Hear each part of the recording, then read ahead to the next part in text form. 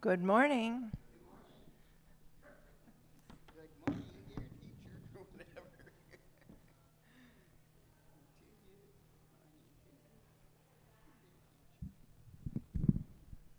Morning, dear teacher. Okay. Now, is one longer than the other?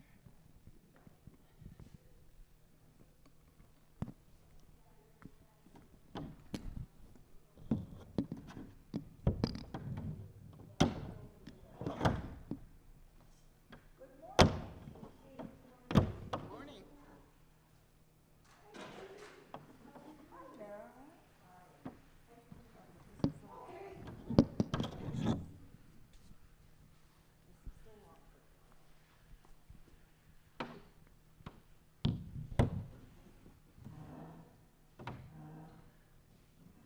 Yeah, please move the chairs.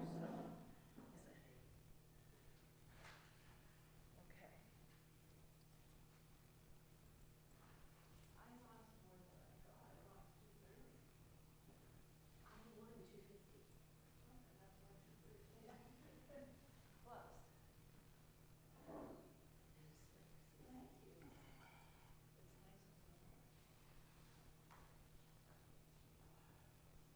Hey, have a snack if you feel like it. Hot coffee and hot water and yummies. Marilyn, why so far back? Because I can find them up here. You can put your leg up anyway. I can, oh, I'm far side. Okay, then sit wherever you are comfortable. Hopefully everybody can hear.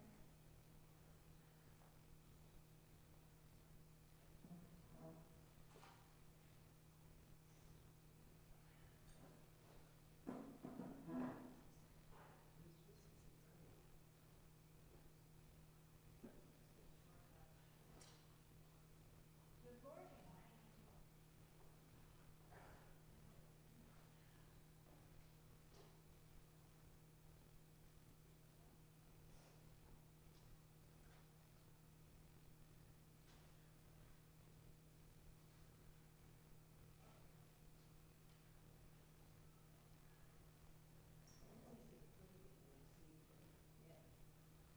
Oh, and so is his friend back here in Hilltop. Oh, shit. That's good. She's excited about that.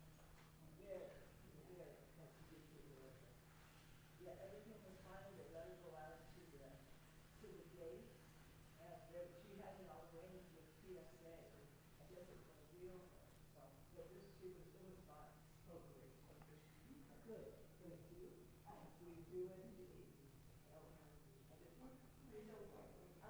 Fred was excellent. So he gave it up. Yes, yes, we had to put it in. I found that out later on. So, hey, I wasn't sure if that was me. That doesn't happen. Okay. Because I can always sit behind you.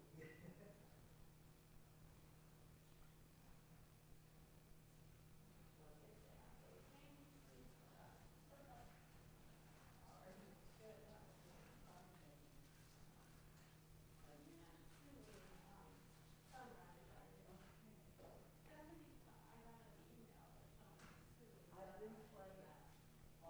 Do you want me to put my mask on?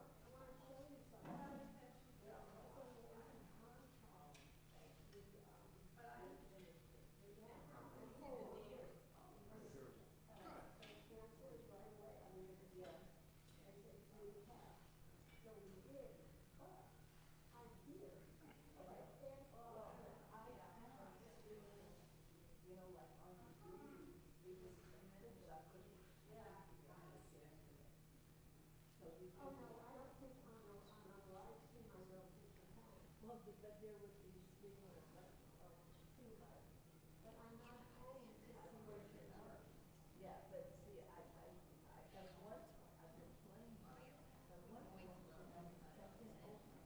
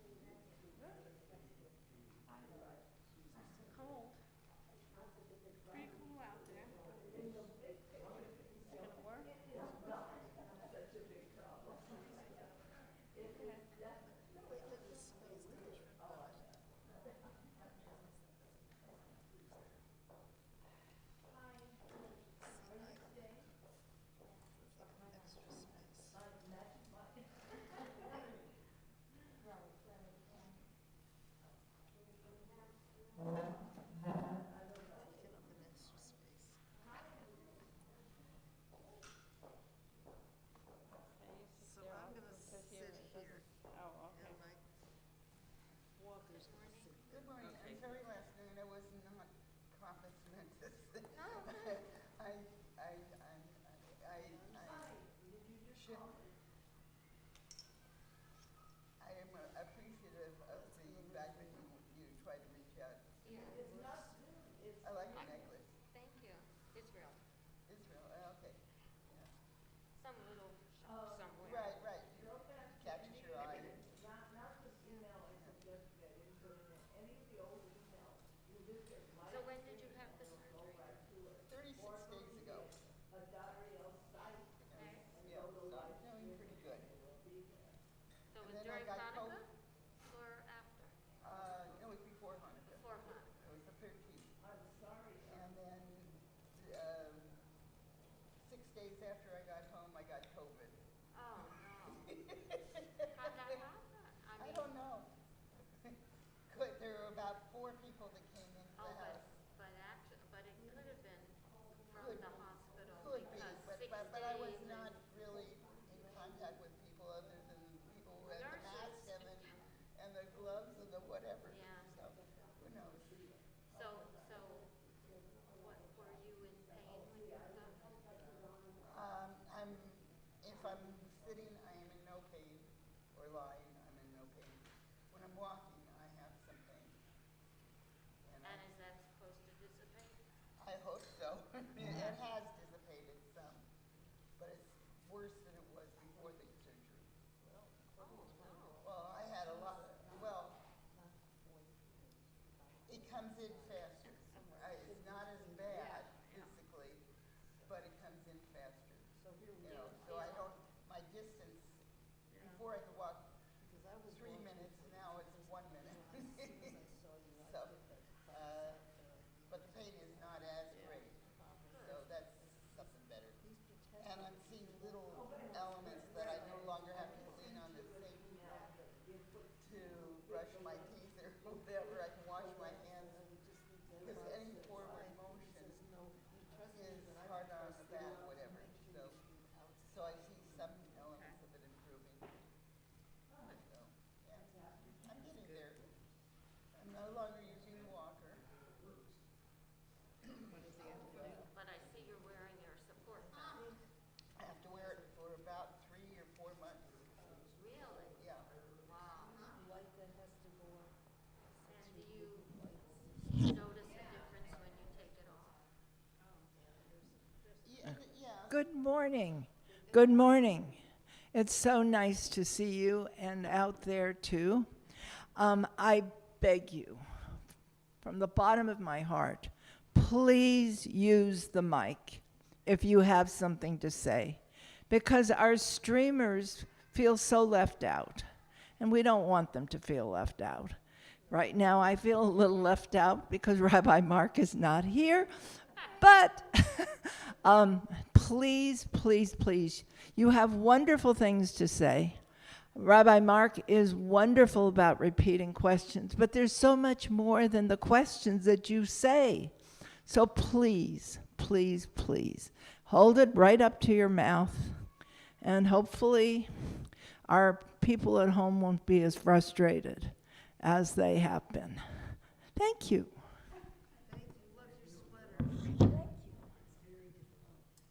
No, It is, just it's so improvement difficult. and, And frankly, I've had when it I'm in not, March. when I'm sitting My back son's there, I getting can't married. hear people either. So where's our good rabbi? And I've been okay to fly Oh, where's it gonna be? Yeah. in New York. Look, And I have a trip planned in June. Probably, So, back to my trainers 4 days a week now. So we have a lot to work on. but I'm delighted that we have. Andreas is doing great. He is doing. Yeah, but I don't know what it's gonna cost us, to be honest. It will be fine. We will work it out. We will definitely work it out. Oh, God. I know. Pretty good. Yeah, Peter says you're getting around really well. Yeah. Glad you're here. And I don't have a lot of distance yet. Yeah. One second.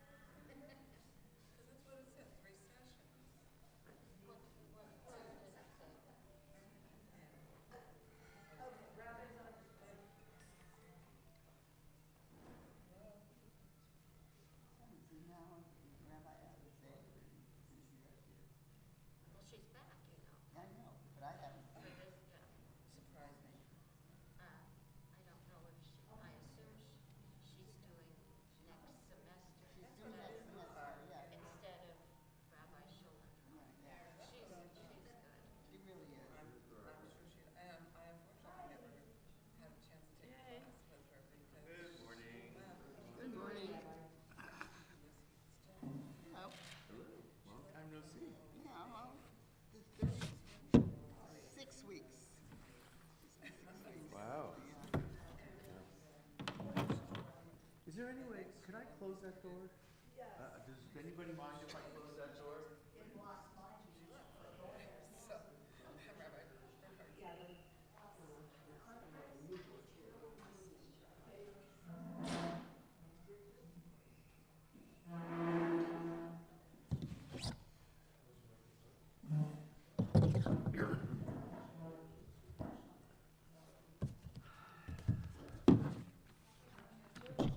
Good morning, everyone.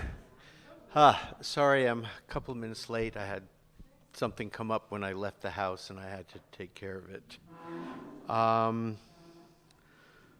Okay, so I want to start off today answering Joette's questions from last week. Joette asked me 2 questions last week, which I didn't have the answers for. The first was, were Jews involved in the rubber industry in Brazil?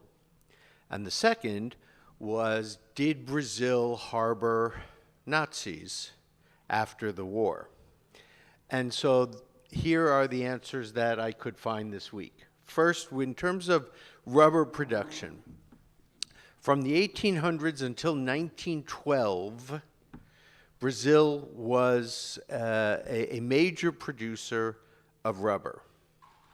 And what happened in 1912 is that England began to plant rubber trees in Sri Lanka and Southeast Asia. And so what ended up happening is the rubber industry shifted because Britain was very powerful in trade. And so the rubber industry declined significantly in Brazil. It ramped back up. World War II, yep. It ramped back up during World War II and then declined precipitously right after World War II. I could not find any sources that indicated that Jews were especially prominent in the rubber industry or that there were any significant Jewish entrepreneurs in the rubber industry. Although, I mean, common sense dictates to us that Jews sort of know when to jump into profitable industries.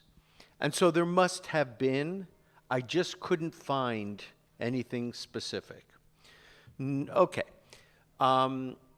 Secondly, did Brazil harbor Nazis after the war? And so what I found out is is this. All of South America pretty much was sympathetic to Nazis after World War II. Brazil wasn't any more or less, maybe we could say a tiny bit less sympathetic in general. Argentina, we know, was very sympathetic. The German population in Brazil were not so involved in Nazi policy. It was there, but not to the degree that it was there in Argentina. But there wasn't a huge difference. So here are the 5 probably most notable Nazis and where they went after World War II and when they were captured. So obviously we know about Eichmann. Eichmann was the biggest, pretty much, except for Mengele. Eichmann and Mengele may be at the 2 at the top. So Eichmann, as we know, was living in Buenos Aires, and then the Mossad found him, spirited him out, and he was executed. And that was the only time Israel has ever executed a prisoner. Okay. Mengele, after the war, spent 3 years hiding in Germany, and then he went to Argentina, and then he went to Paraguay, and then he went to Brazil after Eichmann's arrest. He was never captured, and he lived under an assumed name, and the only way they found him was because he drowned off the coast of Brazil in 1979, and several years later, they identified his remains as Mengele. So he escaped justice. I don't know. But he was an old man. He was an old man. So you figure, well, let's figure it this way. 1980, 1940 for the war, let's just say. He must have been in his 30s in 1940 approximately. So he was in his 70s, maybe early 80s, somewhere right in there. Walter Rauff, after the war, first left Italy, and then he went to Ecuador, and then he went to Chile. He was never captured, and he died in Chile in 1984. Franz Stangl went to Italy, and then he went to Syria, then he went to Brazil, and he was captured in Brazil in 1967, sentenced to life imprisonment, and he died in prison in 1971. And finally, Joseph Schwamberger fled Italy, and then he went to Argentina. He was arrested in Argentina in 1987 and sentenced to life in prison, and he died in prison in 2004. Yeah. Mengele was In his 60s? Yeah, Mengele was 68. 68. Great. Thank you. So that means he must have been 79, so that would have been He was born in 1911. 1911. Okay. Thank you. Thank you. The internet is so wonderful. I'm amazed at how great it is.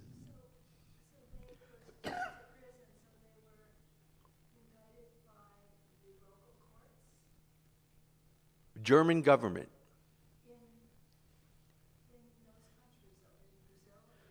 No, they were captured and brought for trial.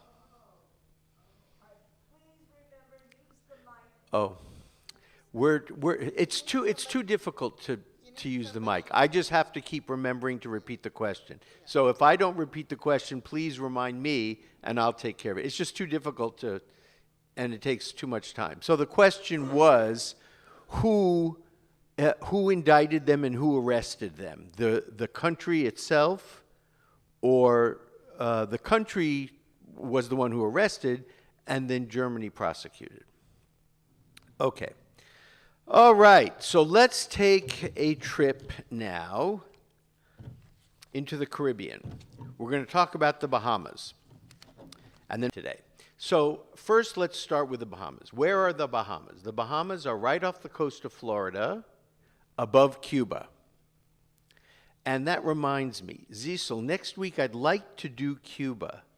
Would you give us a talk for about 5 or 10 minutes about your experience with Judaism in Cuba? And then I'll lecture to what I found out. Thank you. Wonderful. Okay, so we'll fit the question from Zisel was just let me know when to stop, because once I start going, I will go. So we'll for about 10 minutes, something like that, just your experiences. Okay, so the Bahamas are a series of islands off the coast of Florida. And the Jewish presence in the Bahamas dates back all the way to the 17th century. That's the 1600s. And the first person, it seems to have been influential in the Bahamas, the first Jew, his name was Luis de Torres. And Luis de Torres was Christopher Columbus's interpreter. And when the Santa Maria landed in San Salvador in 1492, which is in Central America, Luis de Torres had some kind of contact with the people living in the Bahamas. Yes? Just an anecdote. For anecdote, please go up and use the mic. Okay. We need a mic monitor, somebody to get up and bring it around. Just an anecdote. Luis de Torres was a man up and the topmost, he was the lookout. And he was the man who sighted Cuba and yelled, land. And Cuba was the first one was discovered by Christopher Columbus. Thank you, Cecil.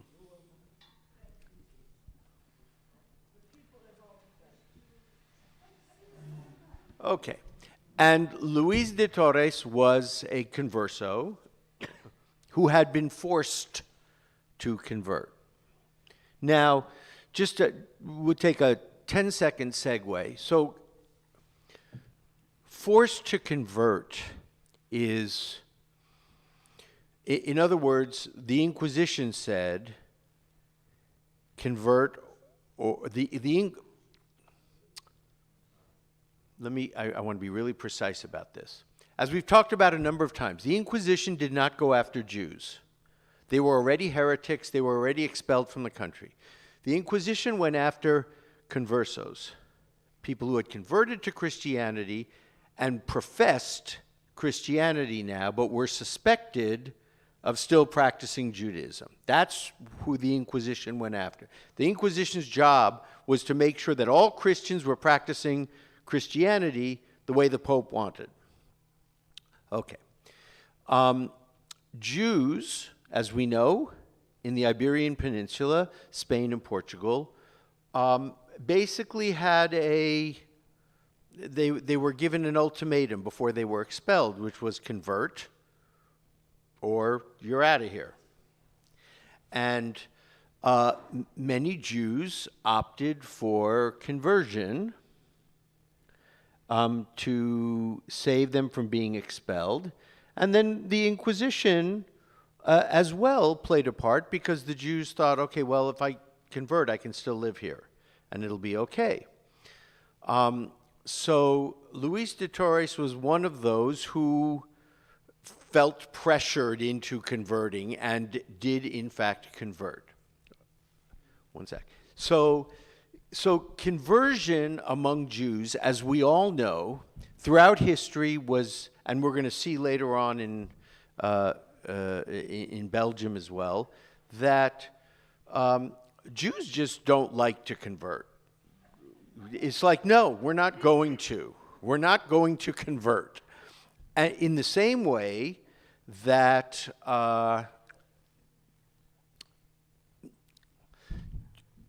Jews always have had a problem with converting and bowing down to kings. In the ancient world, you'll recall that as successive empires conquered what is now the land of Israel, the stipulation was that the Jews would bow down to their monarch, and Jews said, look, sorry, we only got one monarch, and we're not bowing down. And the only time that changed for a brief period was during the Persian period. Remember, because Cyrus said, look, I don't care whether you bow down to me. I don't care whether you build your temple. I don't care whether you worship your God. Do what you want to do. Just pay me the taxes you owe me, and we're good. And that's the only time in ancient Jewish history when Jews did not revolt, was during the Persian period. All right, so Jews always have had a problem with bowing down and converting. We know that during the Crusades, which we're going to talk about in a little bit as well, the Crusaders came through and told the people, convert or die. And rather than convert, whole populations chose to commit Kiddush Hashem, which means dying for the sanctity of God, for the sacredness of God, rather than convert. So conversion has always been very, very a very thorny problem for other people who want us to convert, and for us it's like, no, not going to happen, not going to happen. Okay, so Luis, just very interesting date, a coincidental date. Okay, a very interesting coincidental date. The day that Columbus sailed from Spain was the exact date that the Jews were kicked out of Spain. It's not so coincidental because he had Jews on board and they had to get out, one of which was Luis de Torres. I know there was at least 4 more. And so I don't know if he may have been a converso, but he was leaving when he needed to leave. Very good. Thank you. Thank you.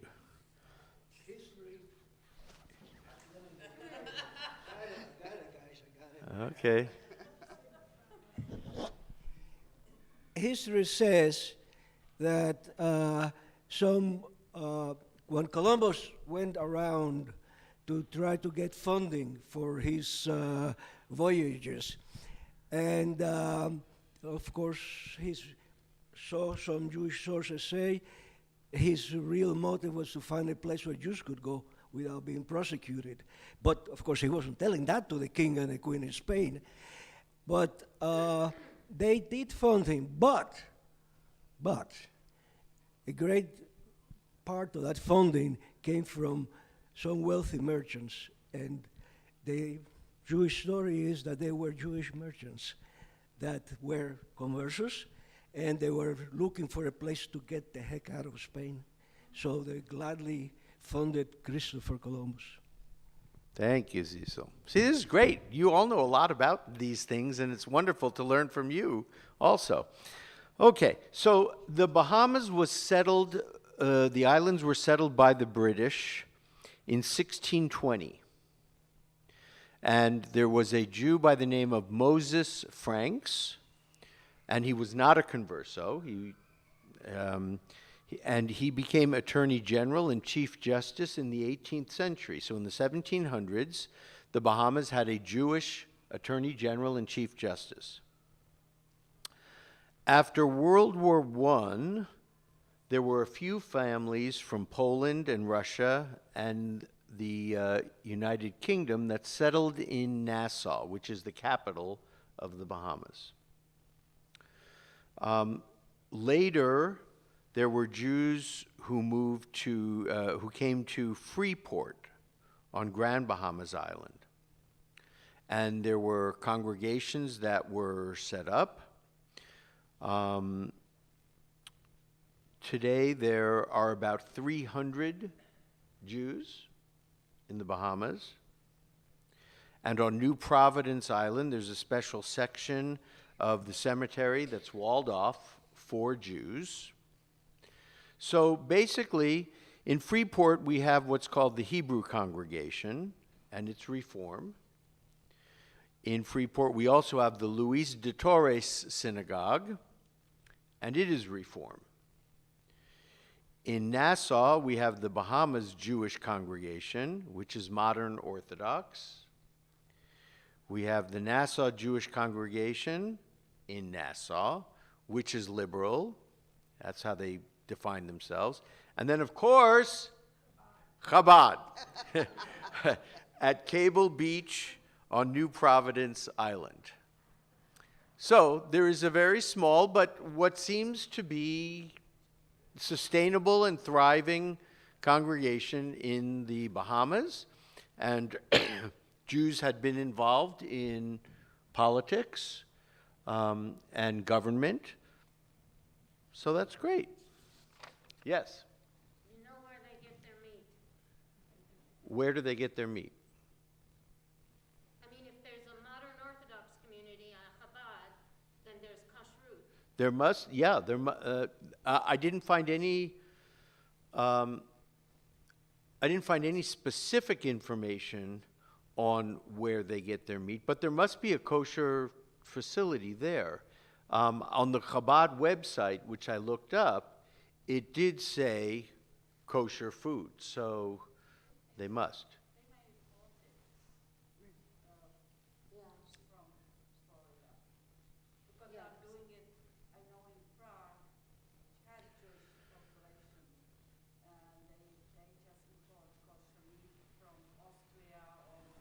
So they might import, the comment is they might import the kosher meat from Florida because it's close by. I was going to say, in addition to that, in addition to that, they may, the rabbi might have learned shechita and at least do chickens. My son learned to do shechita, so that's another possibility. I'll try to find more information on that too. Yeah, it's good. You ask great questions, so it's great. It's great. It's great. Okay, let's move on to Belgium. Okay. In Belgium, there has been a Jewish presence since the 1st century. 1st century, meaning 0 to 100. The first Jews arrived with the Romans around 50 to 60 CE. And as we will see, that community suffered greatly during the Crusades. And the Jews who refused to be baptized were put to death. And this is a common theme, as we just talked about, all throughout the Middle Ages, and certainly during the Crusades. In 1348 to 1350, we have the Black Death. Does anybody know about the Black Death? Hold on, Cecil.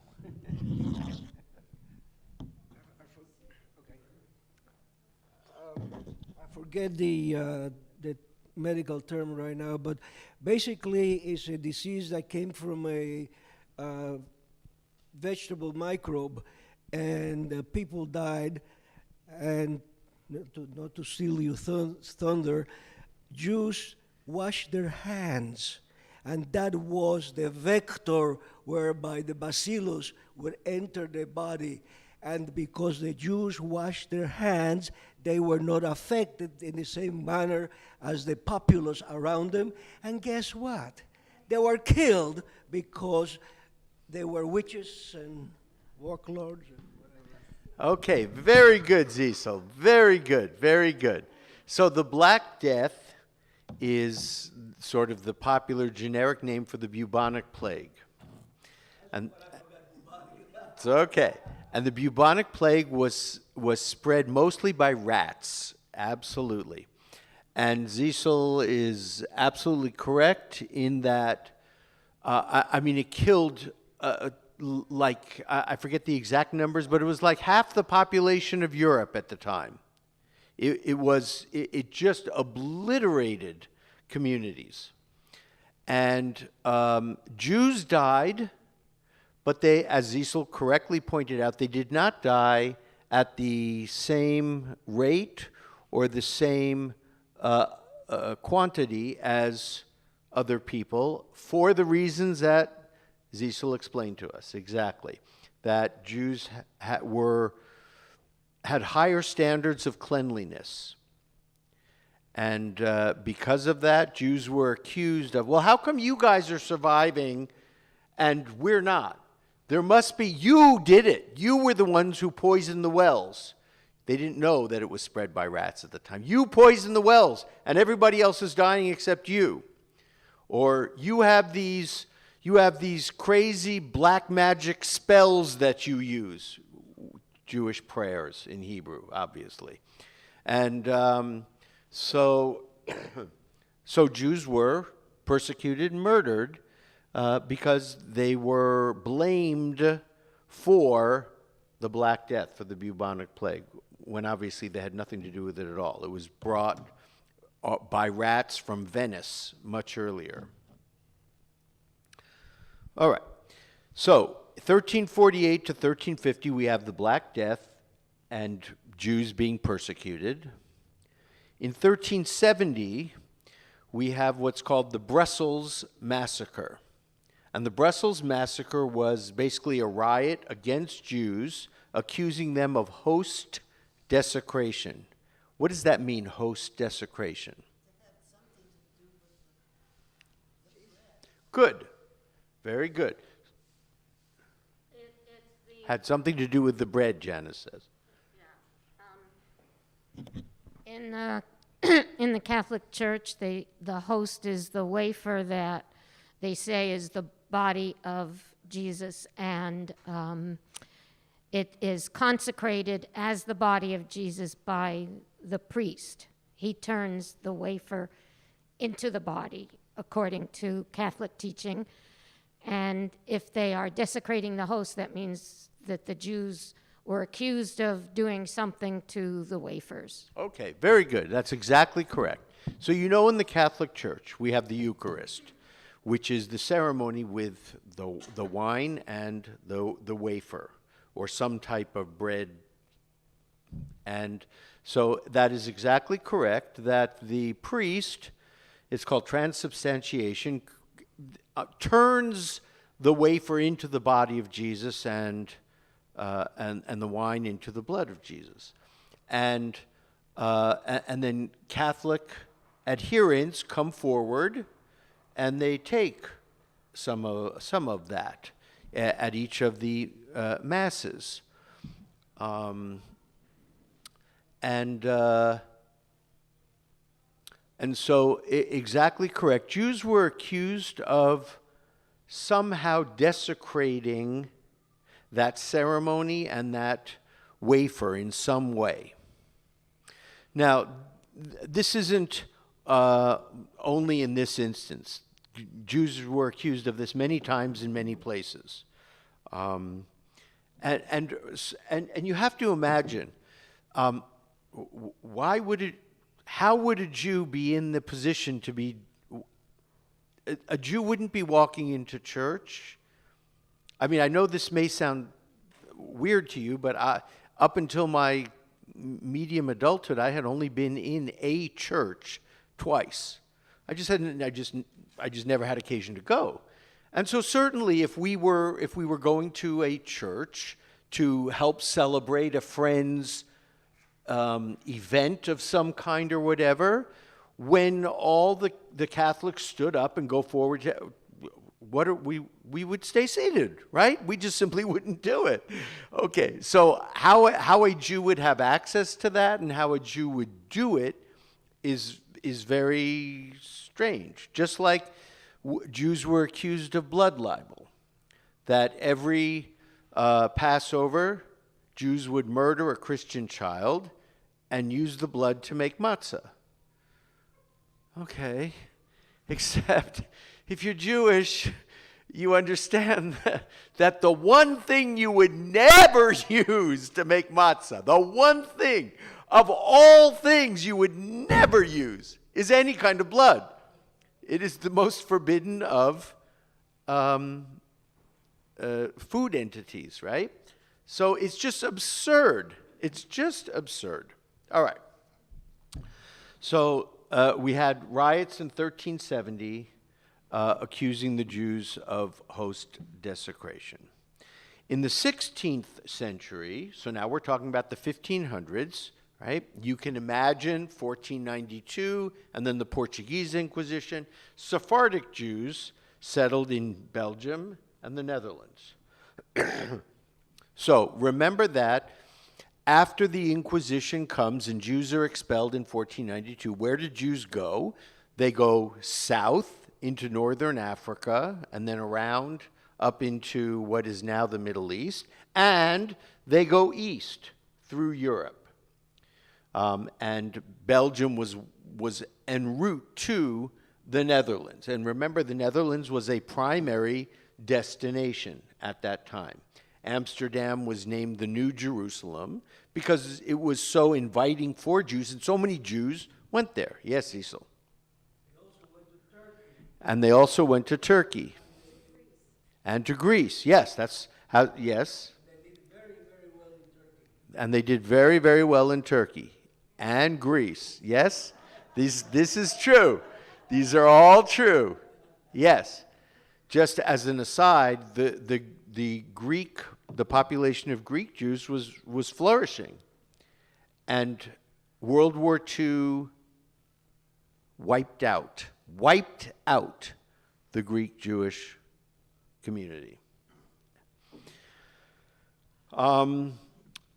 So, we had during the 16th century, Sephardic Jews settled in Belgium and the Netherlands.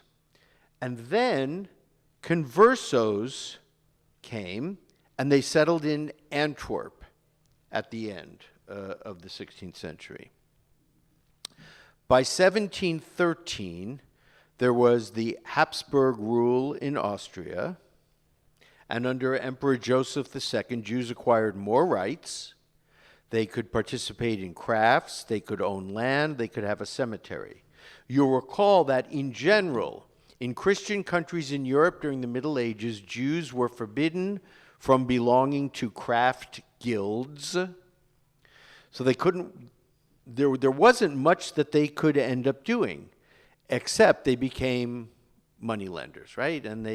But not every Jew did that. It was very difficult. You know, we can't say all Jews were moneylenders. No, some Jews were. Yes, Isel. Precisely for that reason, the Jews weren't allowed to do anything except handle money. They invented the banking system. Yes, precisely for that reason that Jews were prevented from handling money, they invented the banking system. Yes, Jews were very prominent in the bank. I don't know if they invented it, but they were very prominent in its growth and in its utilization. And of course, the ability to have a cemetery, which we've talked about before, was crucially important. Every Jewish community had to have its own cemetery. Now, evidently, the Jewish community in Belgium didn't have its own cemetery because it was forbidden, and then under Joseph II, they were allowed to have one. I think I forgot to mention, you know what?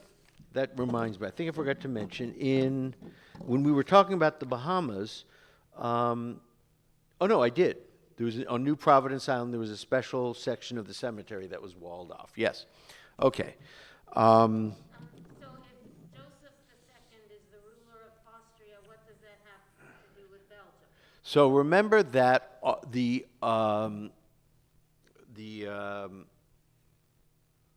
the Austrian Empire at that time was in possession of large tracts of land. So at that time, the country that we now call Belgium, which was part of the Netherlands, was under the rule of the Austrian Empire.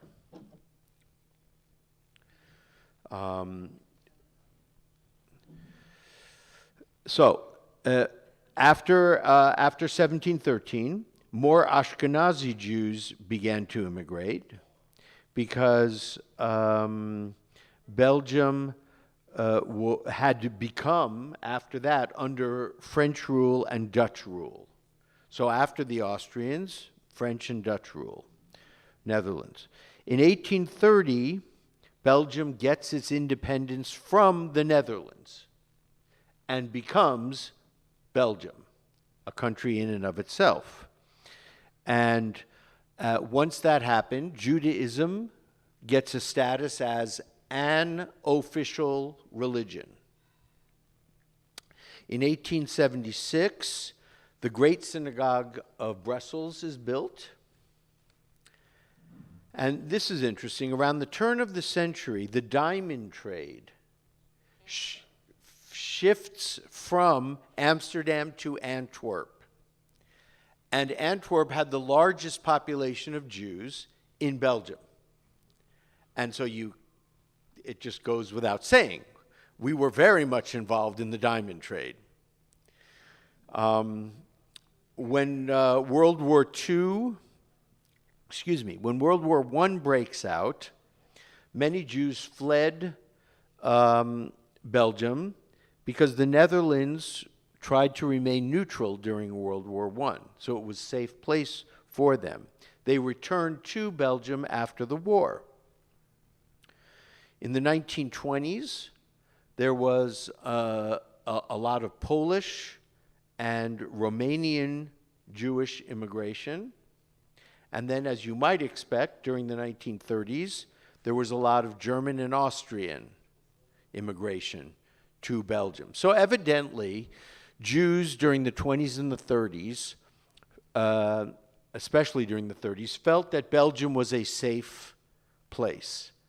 There was also immigration to the Netherlands because Jews felt the Netherlands was going to be a safe place. Little did they know Hitler was going to take over everything, and Belgium was not going to be a safe place, and neither was the Netherlands. Prior to World War II, before Nazism takes over, there were about 70,000 Jews in Belgium. About 35,000 of them lived in Antwerp, and 25,000 of them lived in Brussels. And as we know, the Nazis roll into Belgium, and they occupy it between 1940 and 1944. And approximately 45% of the Jewish population, that's about 25,000, a little more than 25,000 Jews, were deported mostly to Auschwitz. The numbers indicate that only about 1,200 of those 25,000 survived. Today, there are about 42,000 Jews in Belgium, approximately. In Brussels, there is a national monument to the Jewish martyrs of Belgium, and apparently it's a very beautiful, large monument, I guess similar to what we have, the wall for Vietnam vets, etc. And it has about 20,000 it has about 20,000 names on it. This was interesting to me because I didn't know this.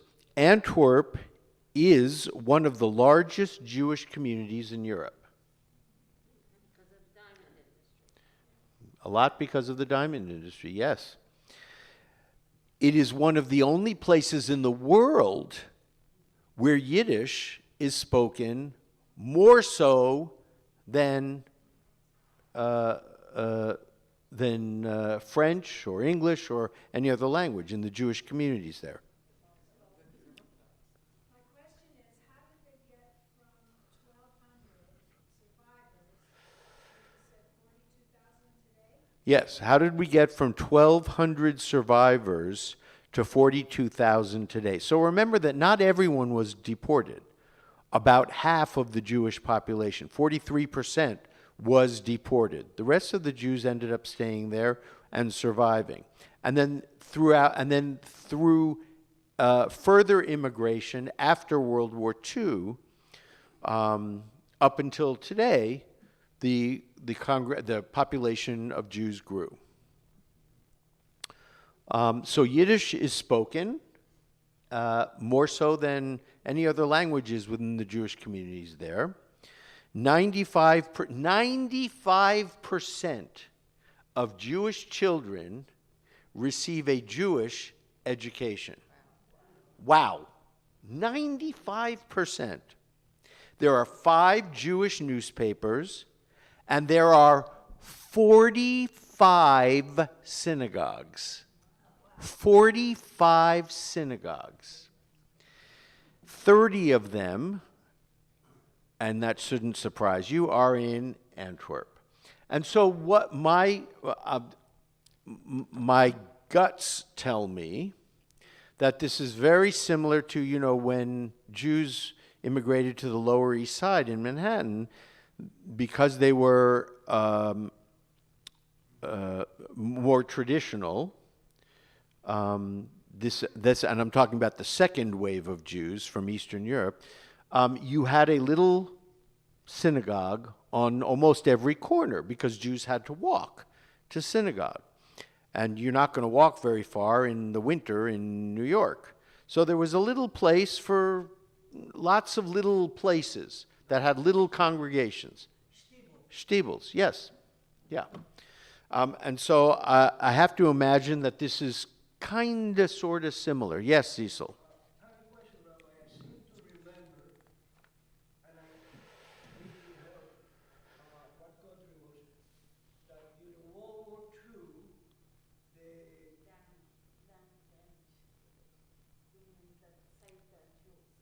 they took the Jewish community and they voted them. Yes. Denmark. So Cecil asked, I seem to remember that during World War II, somebody came and took the Jewish community by boat and allowed them to escape. That was Denmark. Yes, Denmark to Sweden. Janice says there's a book. Taught the book to fourth graders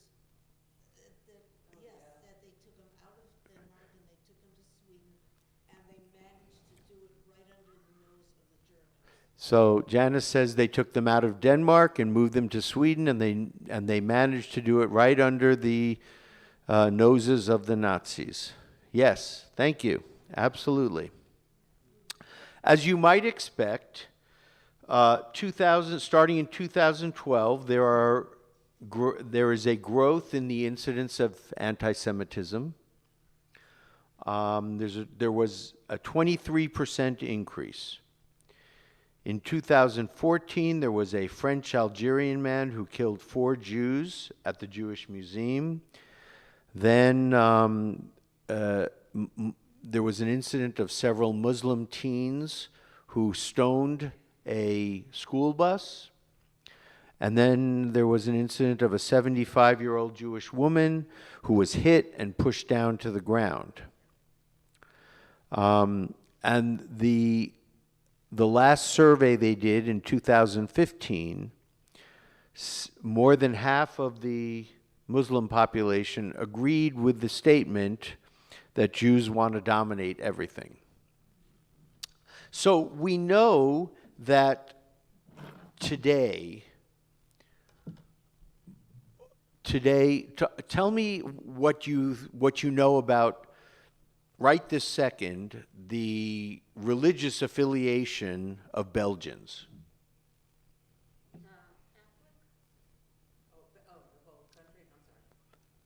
In general, whatever you want to say. Catholic, Joette said? Protestant?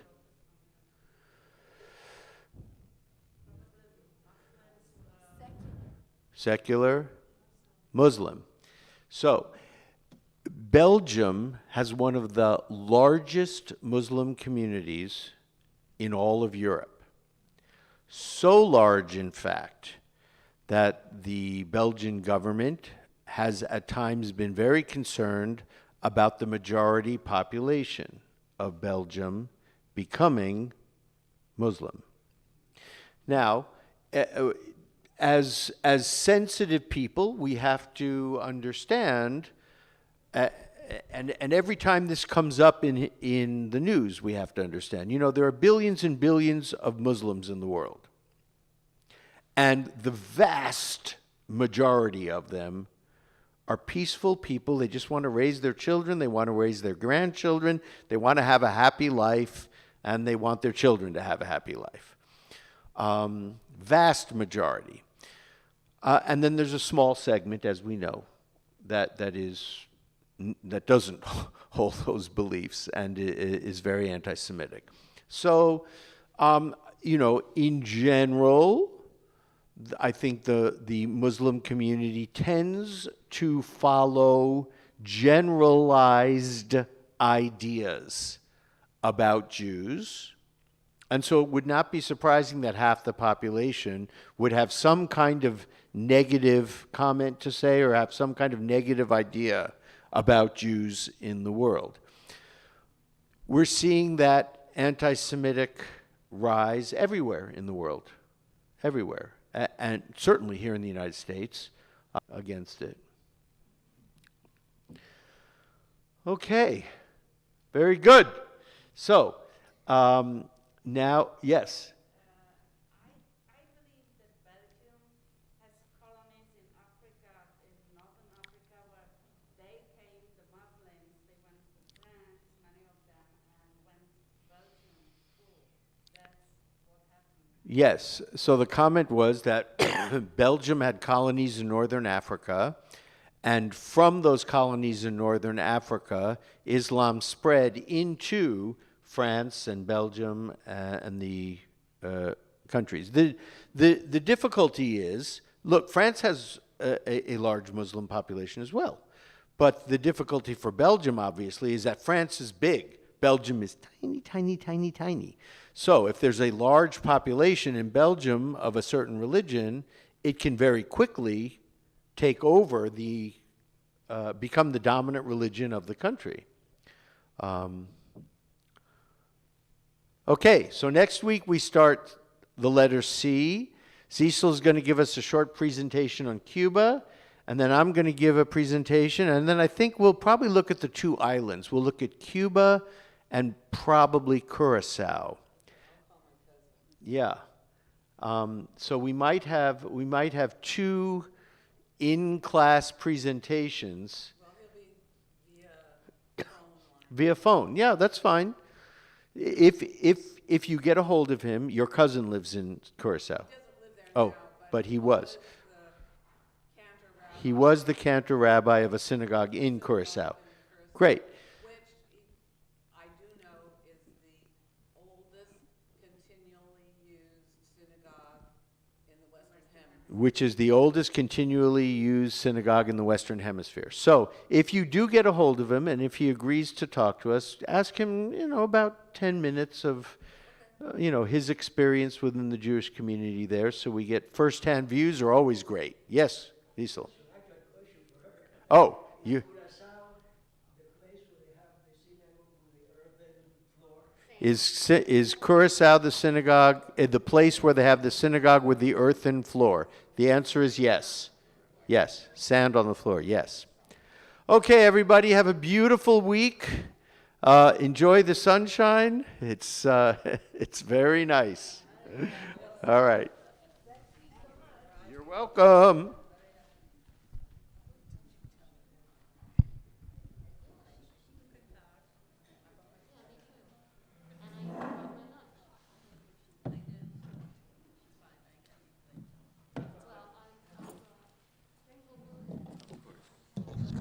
People saying more things, it's working good. Yeah, thank you. You're right. Thank you. I have a request, please. Herb Moore needs a ride home. Is there anyone? He lives on 3 houses away from Burbank, 3 blocks west of Woodman. We have a ride. Lana will take you. Bridget is back up. Thank you. Please have snacks since we have. I can't say that.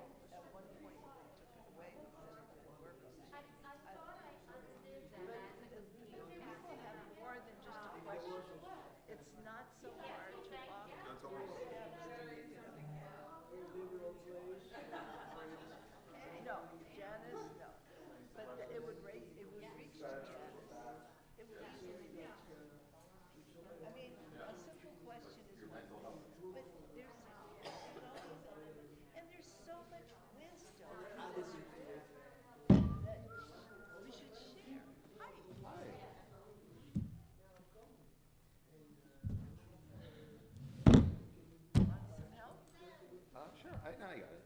You relax. You were first.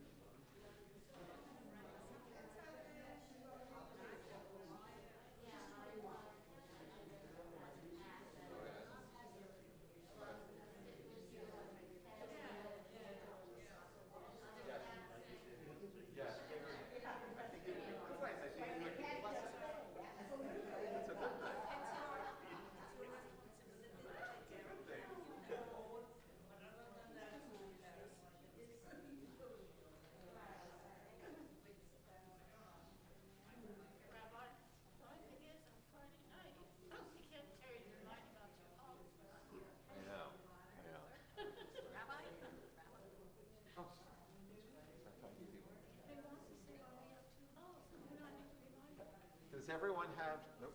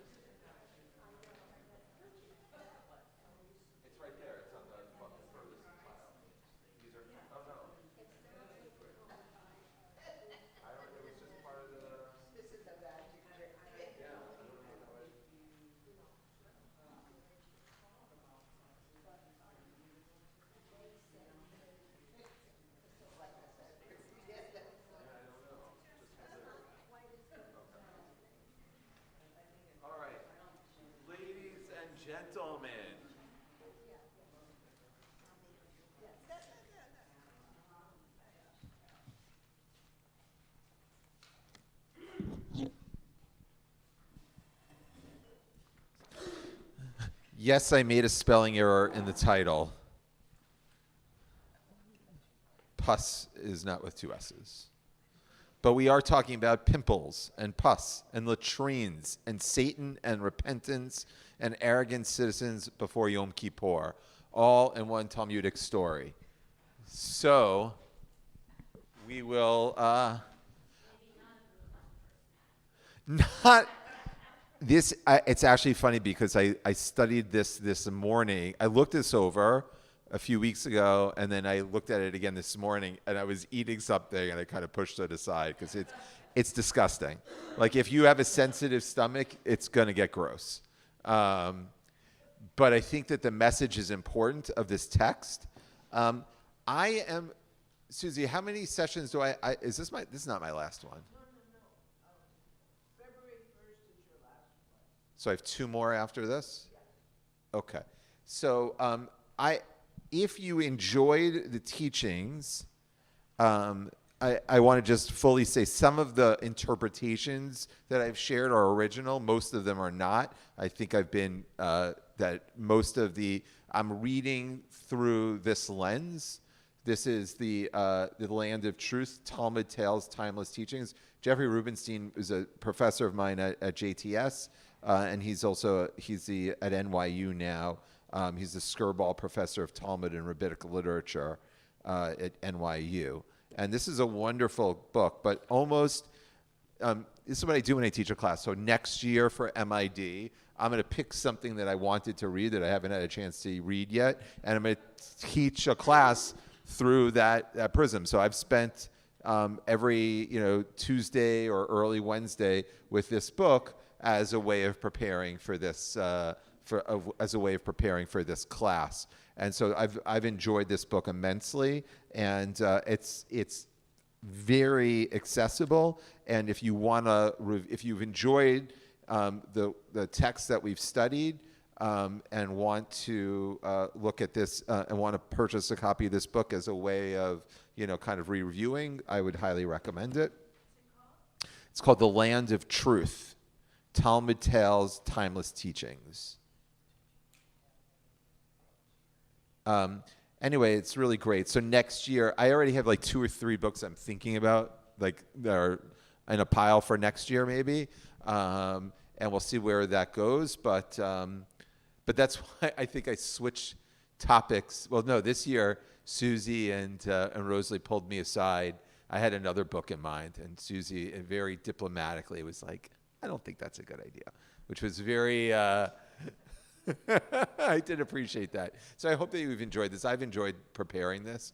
And actually, I think we'll have studied the vast majority of this book by the time we're done, which is great. I mean, almost like maybe 1 or 2 that we didn't study. Anyway, okay. Arrogant citizens before Yom Kippur, Satan, pimples with pus, latrines, and repentance.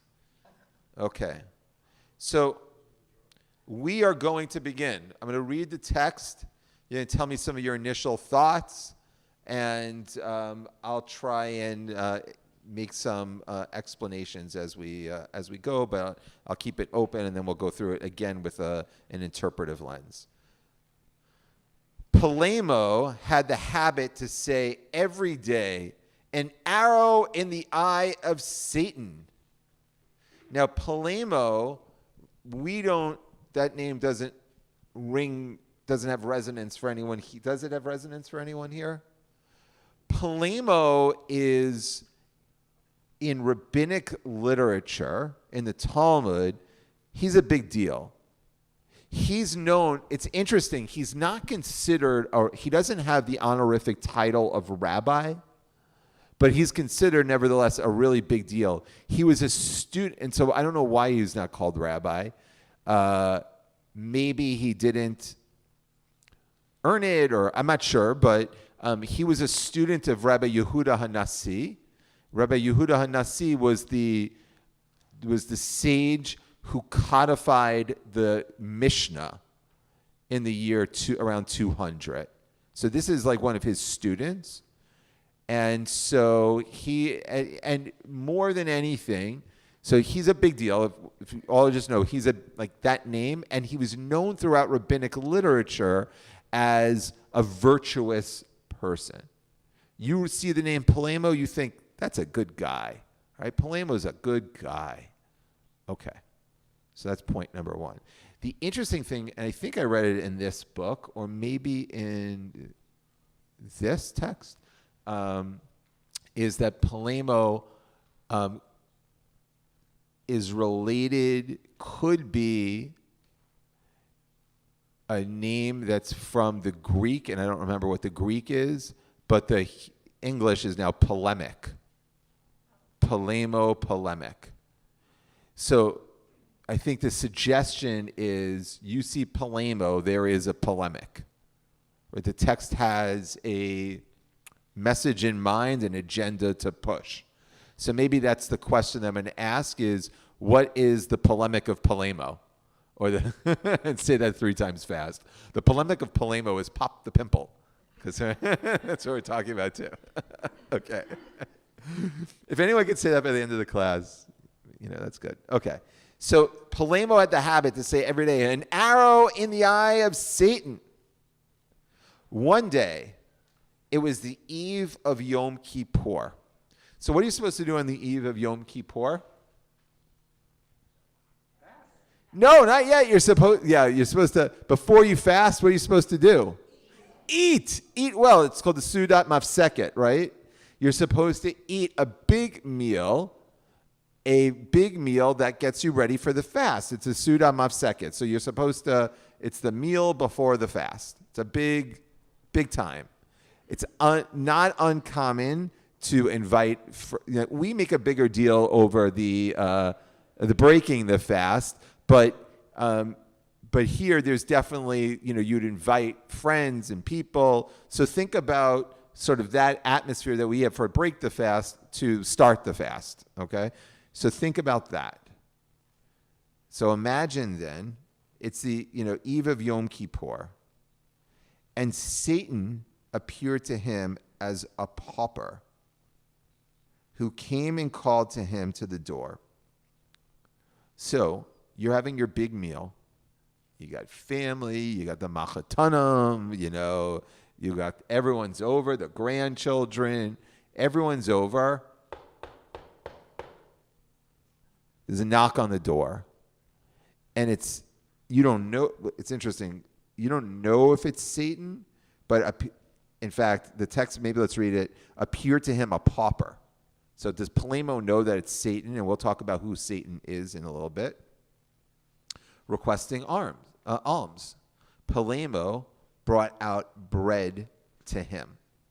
So the guy, and Polemo's like, here's some bread. Are you impressed with Polemo so far? You are? He's having this big fancy meal in his house. A guy knocks on the door. So why are you impressed?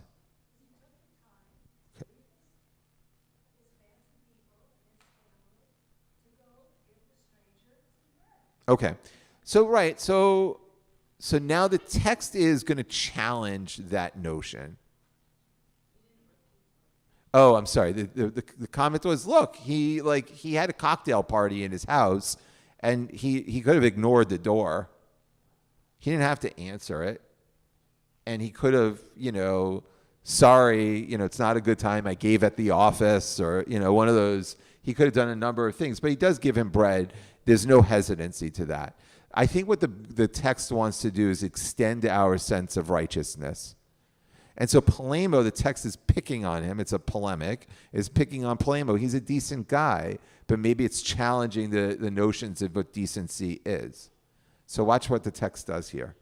Oh, did someone, Lana, do you want to say something? Say that you're not supposed to fast on the eve of Yom Kippur, and so he was making sure that this pauper was not fasting. Right, because then you could, right. So he's, like, you look at Polemo, okay, he's giving him bread. Like, he's making sure his fast is not a fast out of vulnerability, but so, okay. Satan said to him, on a day like today, everyone is inside eating, and I stand outside? He goes, look, it's chilly. Everyone's inside. You gave me the bread outside. Inside, outside is a big theme in this sugya. In and out and boundary lines, and you'll see that.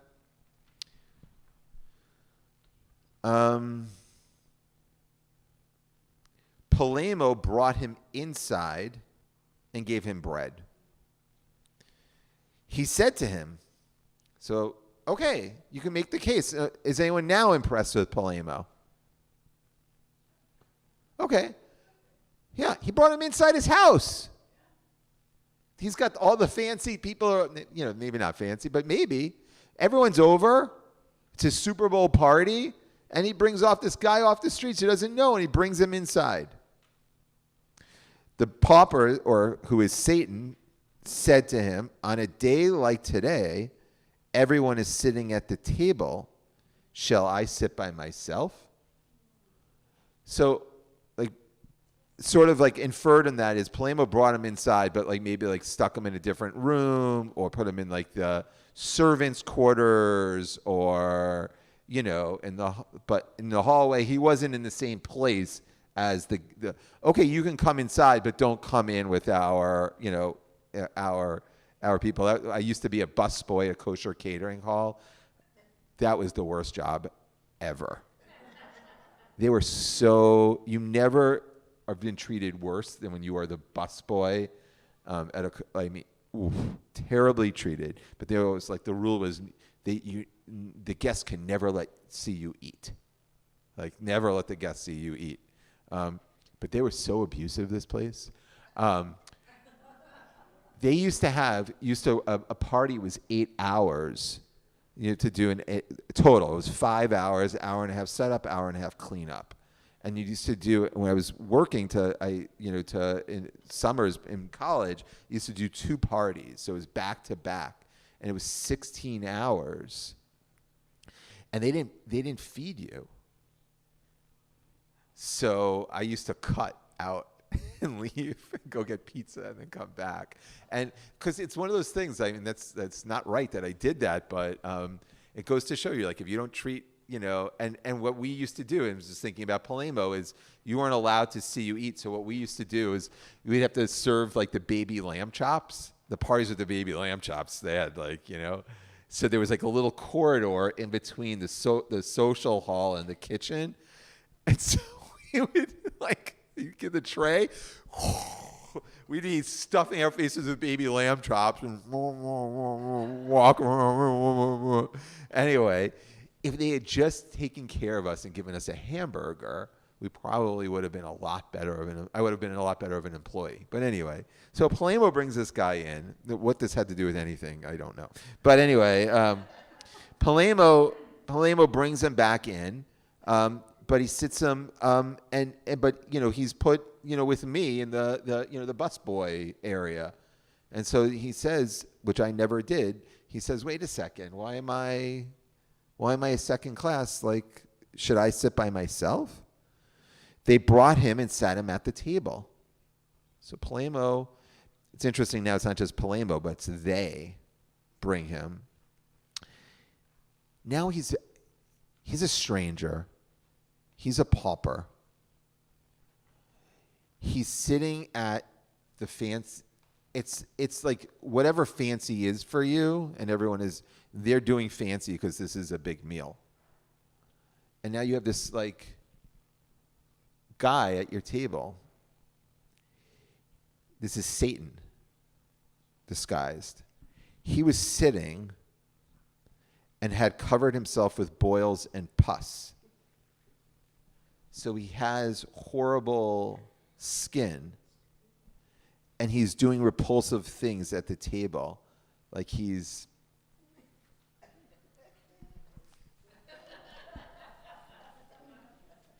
right? He's repulsive, and it's disgusting. You want a copy? Okay. So he's sitting there, and you have this pussy pimple popping, alms requesting, chutzpahdik pauper who's now at your table at the fancy meal of the year. Polemo said to the pauper, now we go over to page 2, sit properly. Like, new, like, you know, like my machatanim are here. Like, Satan then said, give me a cup. Because he's like sitting at the table, but he doesn't have like a place setting. So he pushes him even further. He's like, you brought me to the table, but why am I not like everyone else has a place setting? Bring me a cup. So Polemo gives him a cup. He coughs up phlegm and spits it into the cup.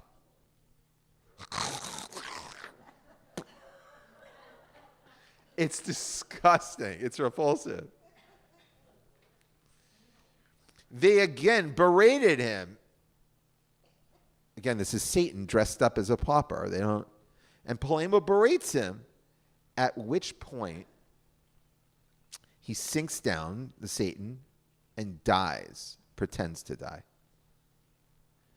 They heard, meaning the people at and there's a lot of discussion about this with Rashi, people around them saying, Polemo killed a man.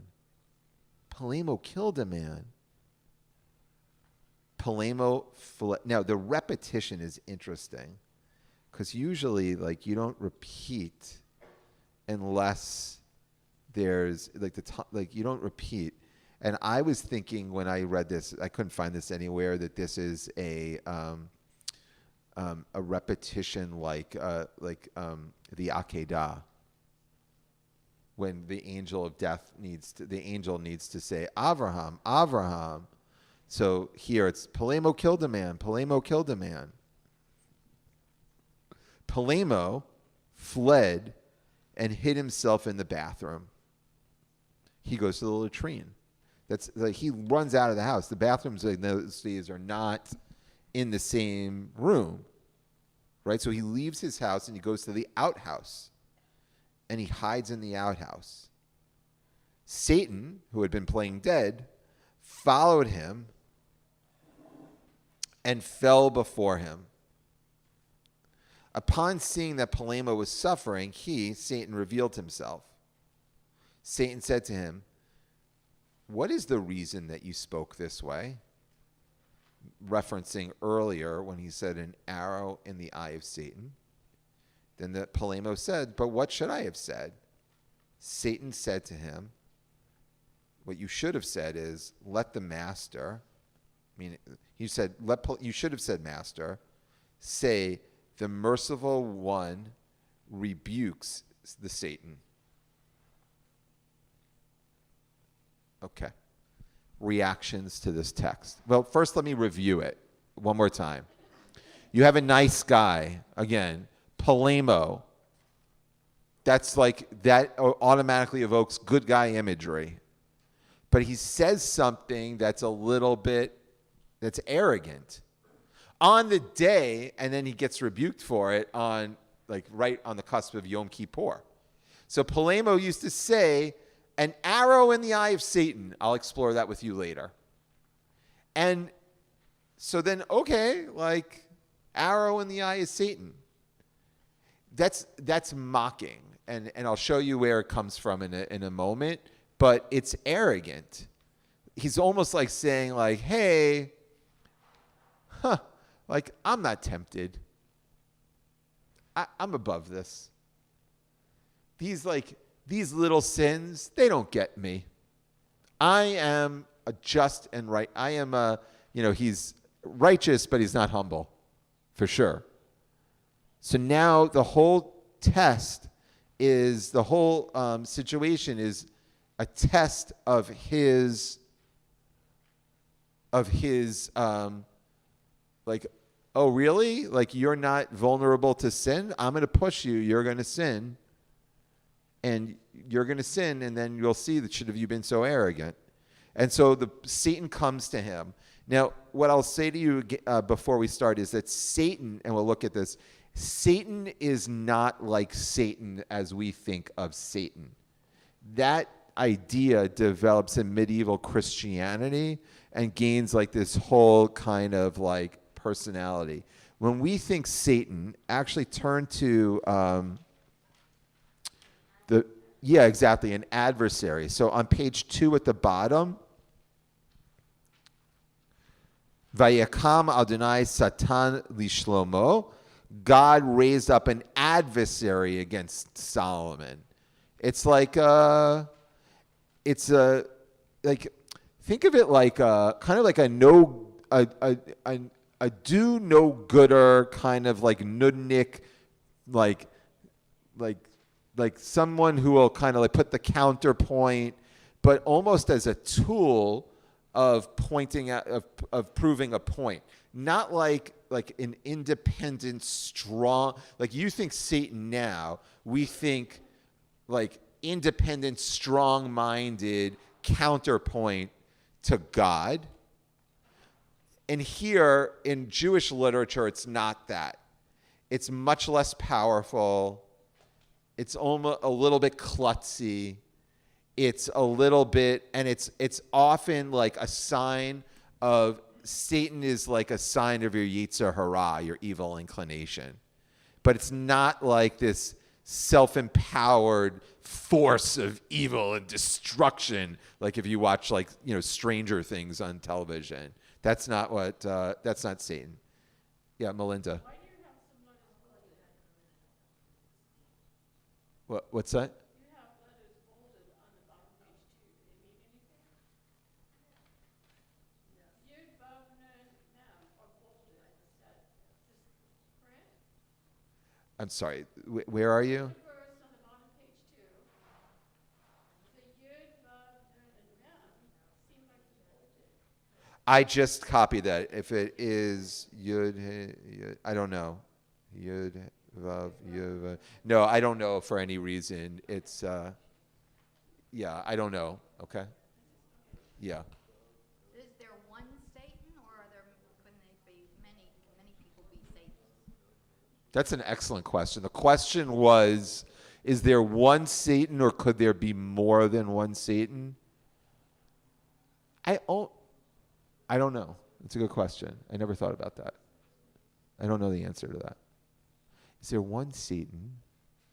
I think of Satan more as like the embodiment of, like, you see Satan, you think like it's going to challenge this person's morality. So here, like, I'll give you the earliest example, or another example. It's not the earliest. This is the first one where it says like an adversary. So does it have to be the adversary, or could it be an adversary? That's the question. And I'm struggling with that. I don't know the answer. But like in Job, for instance, here I'm on page 3. Oh, and then in Kings, 1 Kings, by the way, I'm sorry. So the Lord raised up an adversary against Solomon, the Edomite Hadad, who was of the royal family of Edom. Like, it's a person, Satan, here.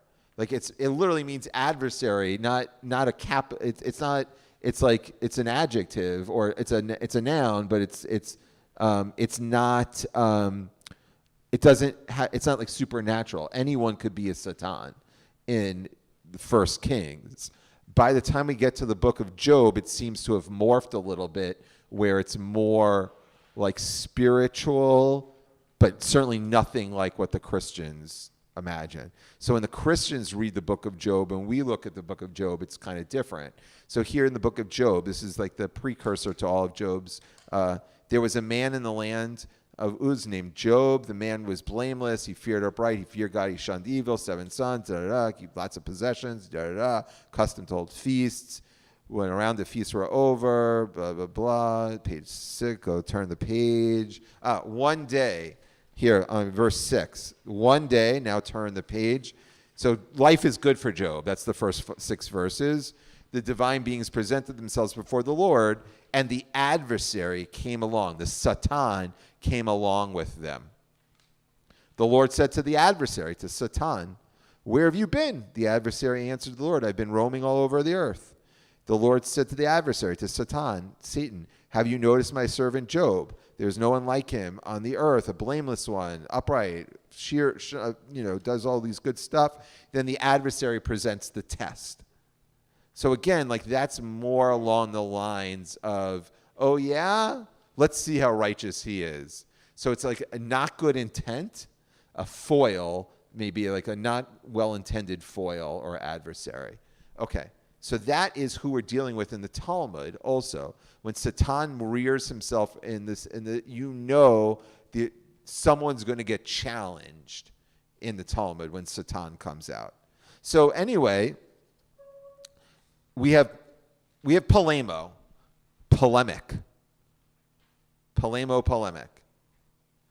We know that he made this statement, an arrow in the eye of Satan.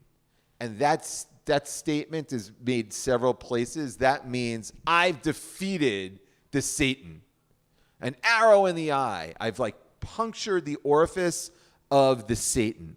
Meaning I've got control of this situation. The Satan, whose job is to serve as an adversary, to kind of like push me to do wrong, has no domain, has no authority over me. That's what Polemo says. And then it's a chutzpahdik thing to say, so we're going to challenge him on Erev Yom Kippur. And so that's what happens. So Satan dresses up as a pauper and really is testing. Oh, really? An arrow in the eye of Satan? You, Polemo, think that you can get away, like that you are so righteous that your Yetzer Hara, your evil inclination, is not tested? Let's see. So Polemo steps out. He's doing okay. He gives him bread. The pauper says, no, why am I standing outside? So the Polemo brings him in. And then he says, wait, why am I, and then he starts like picking at his pimples. And then Polemo, and they say, wait, did he pick at his pimples first? Yeah. He says, he comes inside and he says, why am I put on the kiddie table or the servants' quarters? I want to sit at the big boy table. And so the Polemo puts him at the big boy table.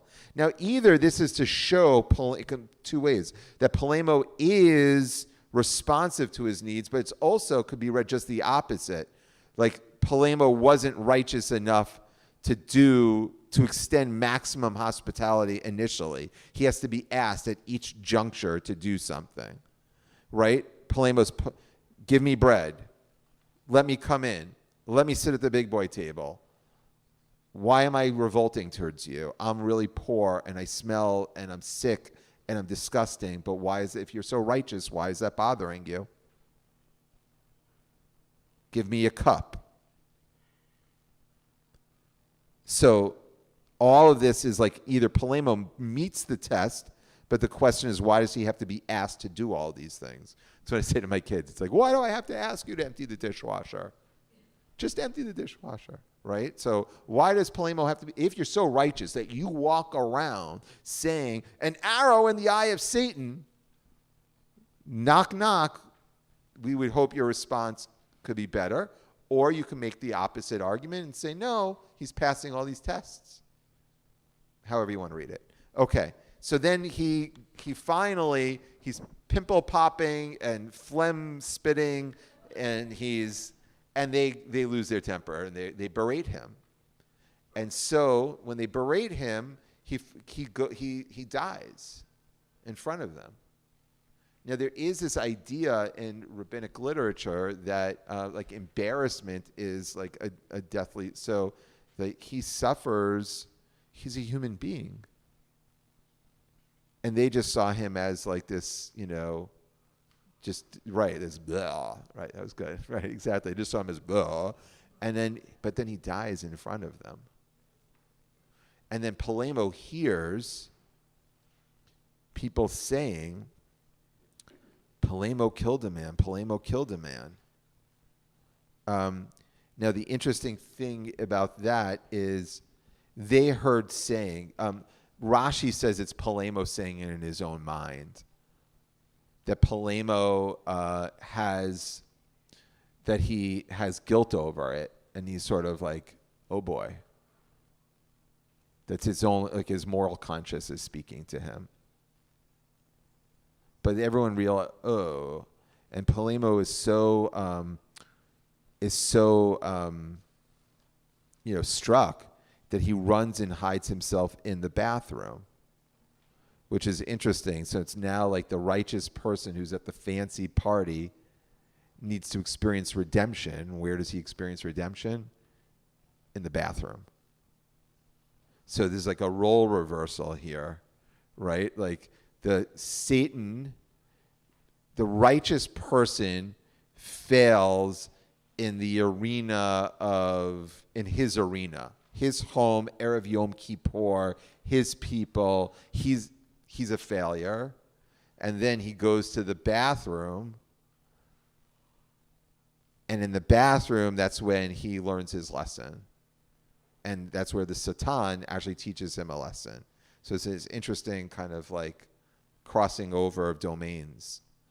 Okay, so he goes to the bathroom, and then the Satan comes to him, and upon seeing the Polemo, and fell before him, and upon seeing that Polemo was suffering, he revealed himself. So he's like, okay, I'm not dead, I'm Satan, or the Satan, or a Satan, I'm not sure, and said to him, and so now Polemo's like, oh, like, what's this? And so the Satan says, what is the reason that you spoke this way?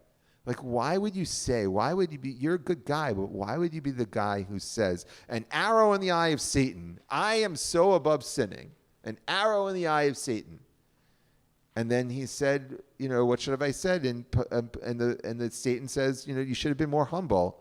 Let God, the merciful one, rebuke the Satan, meaning like a kainahara, right? Like no, I'm vulnerable just like anyone else is vulnerable. And I should be like, don't think that you can defeat me, because I actually just defeated you. I got you to lose your temper. I got you not to be so righteous. You embarrassed me. And so therefore, have more modesty about your virtue.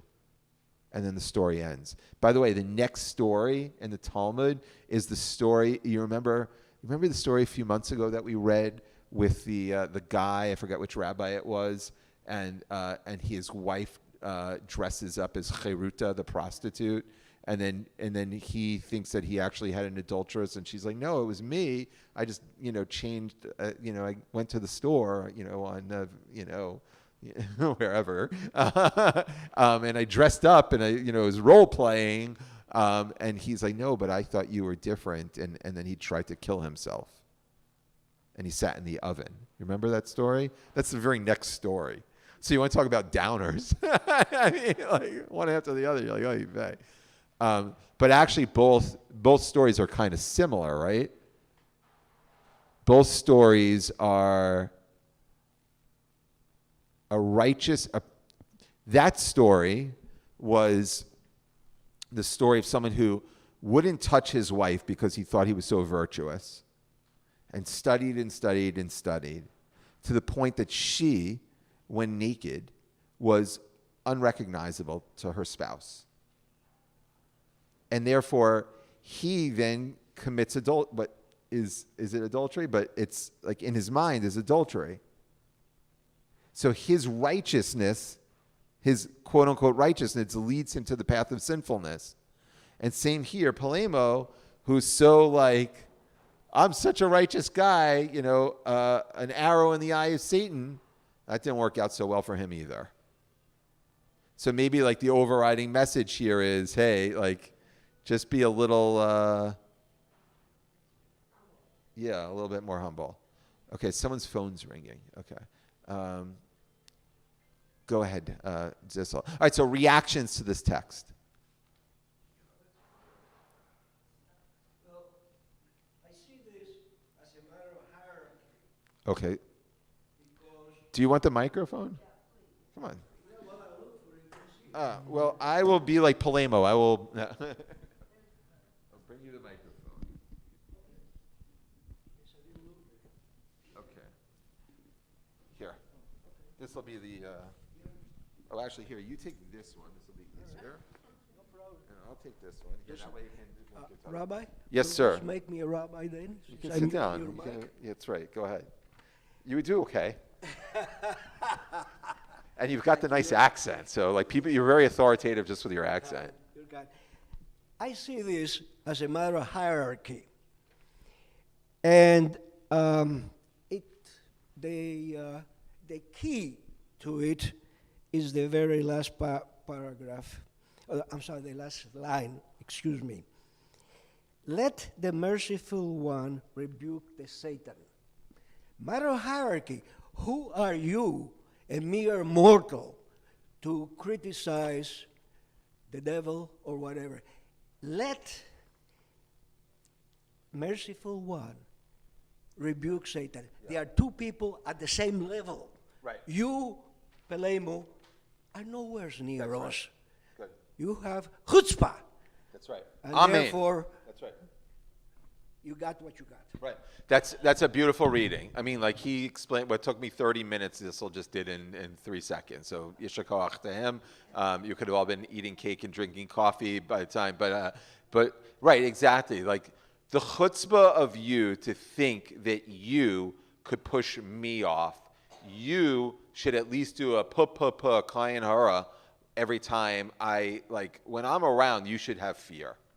Don't think that you're above. So the idea, by the way, in Judaism,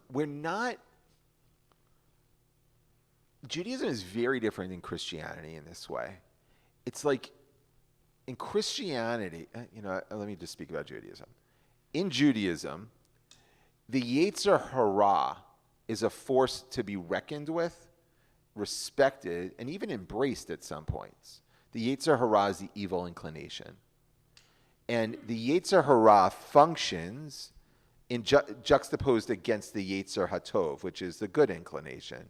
And think of it almost like as a suspense bridge. Right? That you need like balance is created. Like if you get tugged one side, you fall down. You get tugged the other side, you fall down. So most people kind of, and I think this is psychologically true, that think about like some of the greatest people in humanity and their like capacity for darkness in different areas of their life. Right? Like, you have people, and then you're like, oh my gosh, like someone who did so great and is so, and I don't want to bring up anyone's names in particular, but we're all thinking about people who were wonderfully accomplished and tragically flawed at the same time.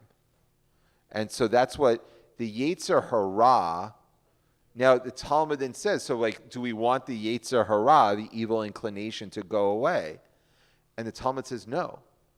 Because without the Yetzer Hara, and this is paraphrasing, no question would get asked, like curiosity would go away, drive would go away, no roads would get built, no bridges would be built, no towns would develop, no economies would develop. The Yetzer Hara has its place. The evil inclination has its place as long as it's respected and as long as we can kind of allow it to act in balance with that, with the Yetzer Hatov. And so this is, like Zissel said, like, don't think that Polemo, like, I'm the Satan. I am the embodiment of the Yetzer Hara. You saying an arrow in the eye of Satan says that you completely can squash that, and do not say that. That is absolutely impossible, and therefore Polemo is a polemic against the idea that the Yetzer Hara can be defeated. Like in Judaism, everyone has their bad thoughts. We're not an action that we try and sanitize thinking. We try and maximize action, and that's a huge difference, right? We don't believe that you're not going to think bad things. We just care that you do the right thing as much as possible, and knowing you're not going to get it right all the time. And therefore, the arrogance of Polemo is what the text is speaking about. Joette, and then Peter. Rabbi Bernhardt used to describe the Yetzer Hara as the inclination to do things for yourself, and the Yetzer HaTov as the inclination to do things for others. That's really nice. That's really And yeah, and so that puts it right where you put it with the bridge, with the balance between the two, because there are times when you need to do for yourself, and there are times when you need to do for others, and the issue is just finding the right balance between the two. really great. That's a beautiful teaching. Really, really great. Peter, you want to say something? The least I can do by coming is to argue with Zissel. And in fact, it does Just use say. the microphone so they can hear you. Sorry? Oh, can you hear me now? Yeah, it's also Okay. it's live stream, so they can only hear you. Oh, okay. In terms of what Joette just said, it says the famous quote from Pirkei Avot, "Imen ani li mili." Right. You know, there certainly is a time when your obligation Right. is to yourself. But that last sentence in the Kiddushin excerpt, I would disagree that it's contrasting God and humans, you know, their position. Rather, it's describing our position, people's position, which is to not rebuke others, to not think about others. Others' behavior shouldn't matter. And we know from, you know, the basic philosophic question, theological of theodicy, why do bad people get rewarded? And the answer is, it's not our business. You shouldn't care. You need to focus on yourself. And whether or not, you know, God will rebuke the person, it also doesn't. It shouldn't matter to us. And there are also all these sayings. I don't remember the Hasidic Rebbe who said it. I tried to set out to fix the world, and I couldn't. So I set out then just to fix my town, and I couldn't.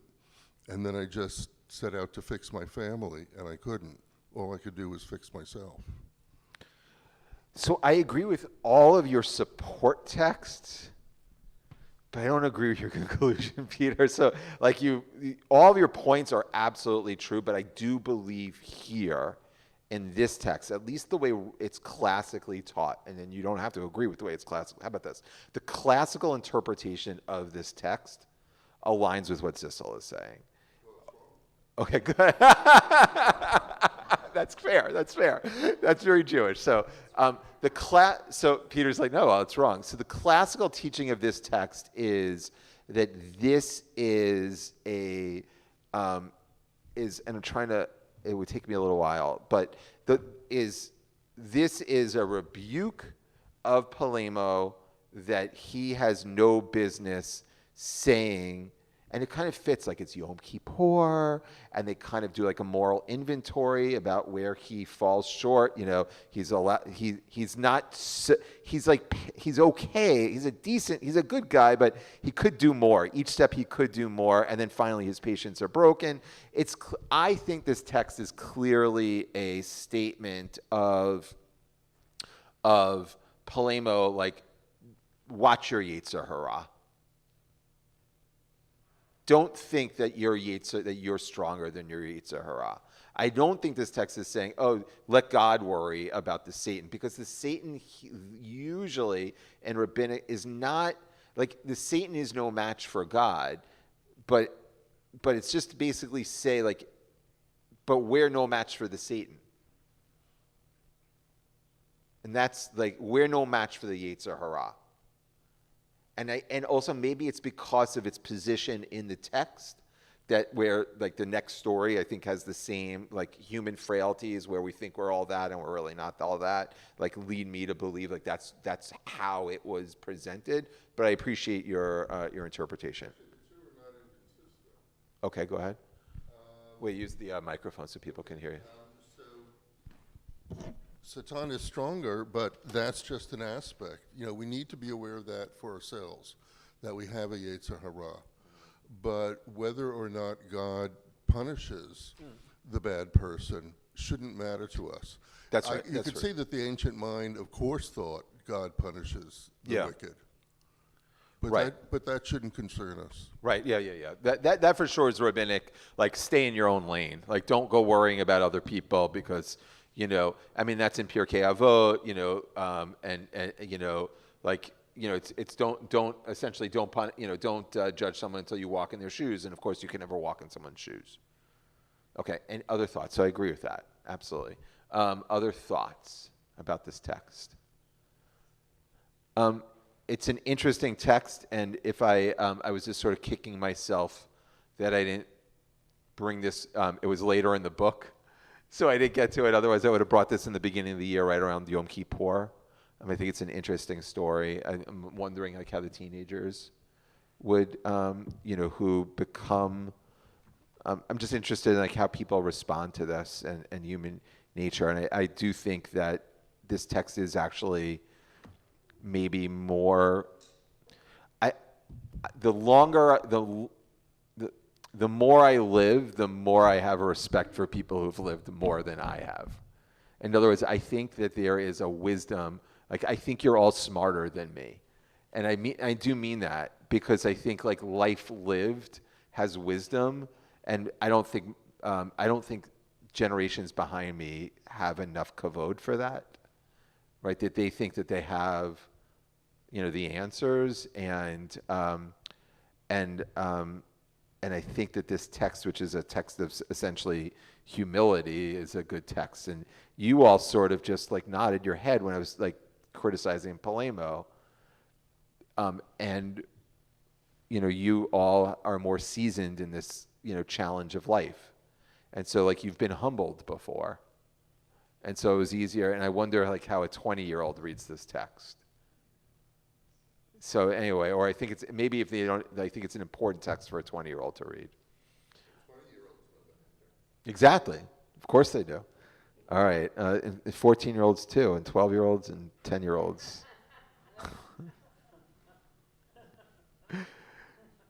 I don't know if my parents are online, but it's like sometimes it just comes out of my mouth and I'm like, oh my gosh, and my dad,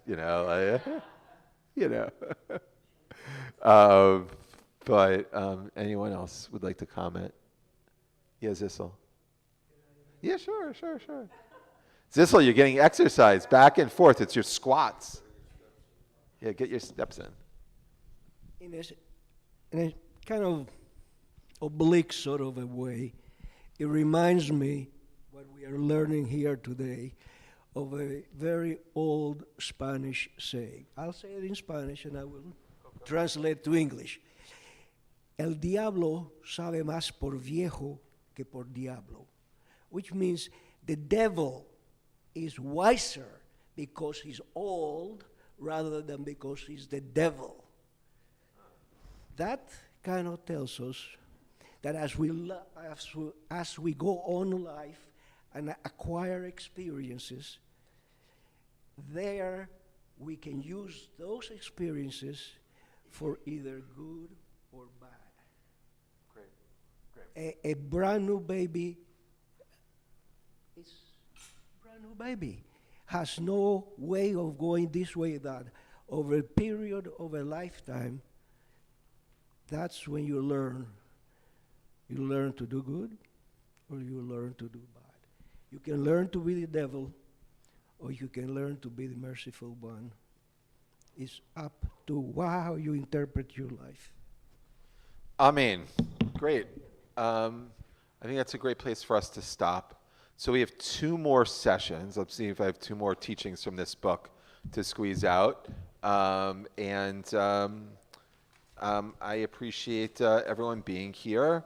And if you'd like to keep your text, then great. And if not, you can. I always encourage people to take the text and like share it with someone. But that's it's an invitation, not a requirement for sure. And then we'll see everyone, God willing, on Shabbat. Why not? Come for Shabbat. There's no Ranana this weekend, and there's also Shabbat services on Saturday morning. And for this crowd also, if anyone's interested in being the darshan. So Peter, you told me, on Shabbat HaGadol I'm teaching. But I didn't have you signed up for Shabbat HaGadol, so now I signed you up for Shabbat HaGadol. Oh, I didn't. Well, you know, you got to let me in. You know, let me. I didn't. All right, good. Well, now it is. Okay. All right, good. All right, good. So anyway, if you want to give it to Dvar Torah on Shabbat, let me know. And we hope everyone has a wonderful day. I also want to let everyone know, and there'll be a community email. Eric needs to send it out.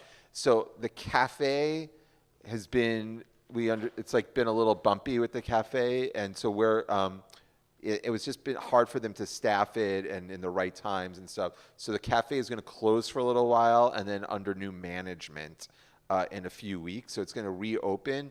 And my hope is that you all will come, like it'll be open a lot and with fixed hours and quicker and all of those things. So we would love for you to partake of the cafe as well while you're here for the MID, but also out throughout the week.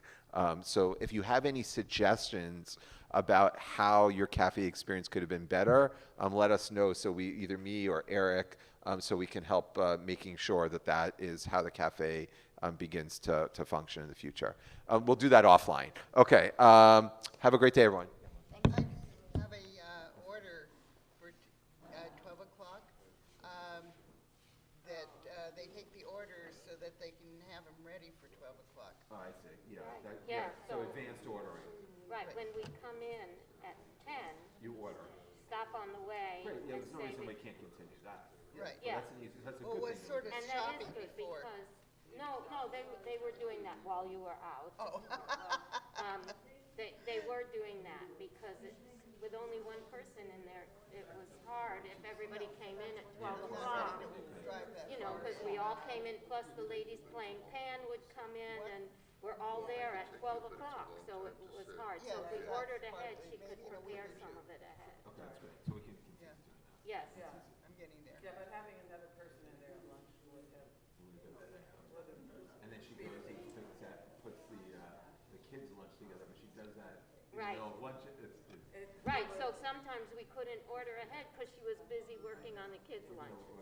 but she, I mean, But a she's couple always- of times she put a little pad out so we could write down what Right. we wanted. Oh, tried. yeah, She definitely absolutely. tried. I mean, Yeah, and she's very sweet, very sweet. So I haven't responded to your email now, but I'm going to respond right now. So yes for Shabbat Hagadol, and for the classes, throw a few out there, see what sticks, whatever you want. I mean, not whatever, like. Do you want to do that? Fine, so we can do that. Okay, so we'll do that in preparation, so we will know contact you. I'll do one more scholarly and one fun. Wait, one what? One. First part, first part. So in preparation for cases. The week after week. Okay, we're gonna do it 3 weeks in a row. One day. Yeah, we did that a few Peace out, years Peter. ago. I think you did. Yeah, because I struck out, these are all new ones that Oh, great. No, I'm saying I remember the 3 in preparation for So Pesach. in confirmation, you're the Darshan Shabbat Agadol.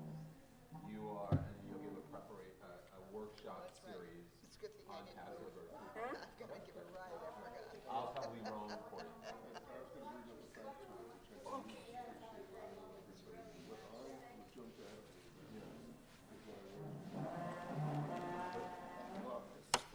which is every single word from the Bible is in Hebrew. Yeah, absolutely. There'll be all the others as well. Yeah. Okay, so on the Shabbaton weekend that I am going to be Darshanit. Yes. So, since it's Shabbat Shira, I'm thinking of bringing my sister, who's a music educator, and have her do Miriam's song, because that's what I want to talk about in my drash. So that It's wonderful. yeah. That'd be great.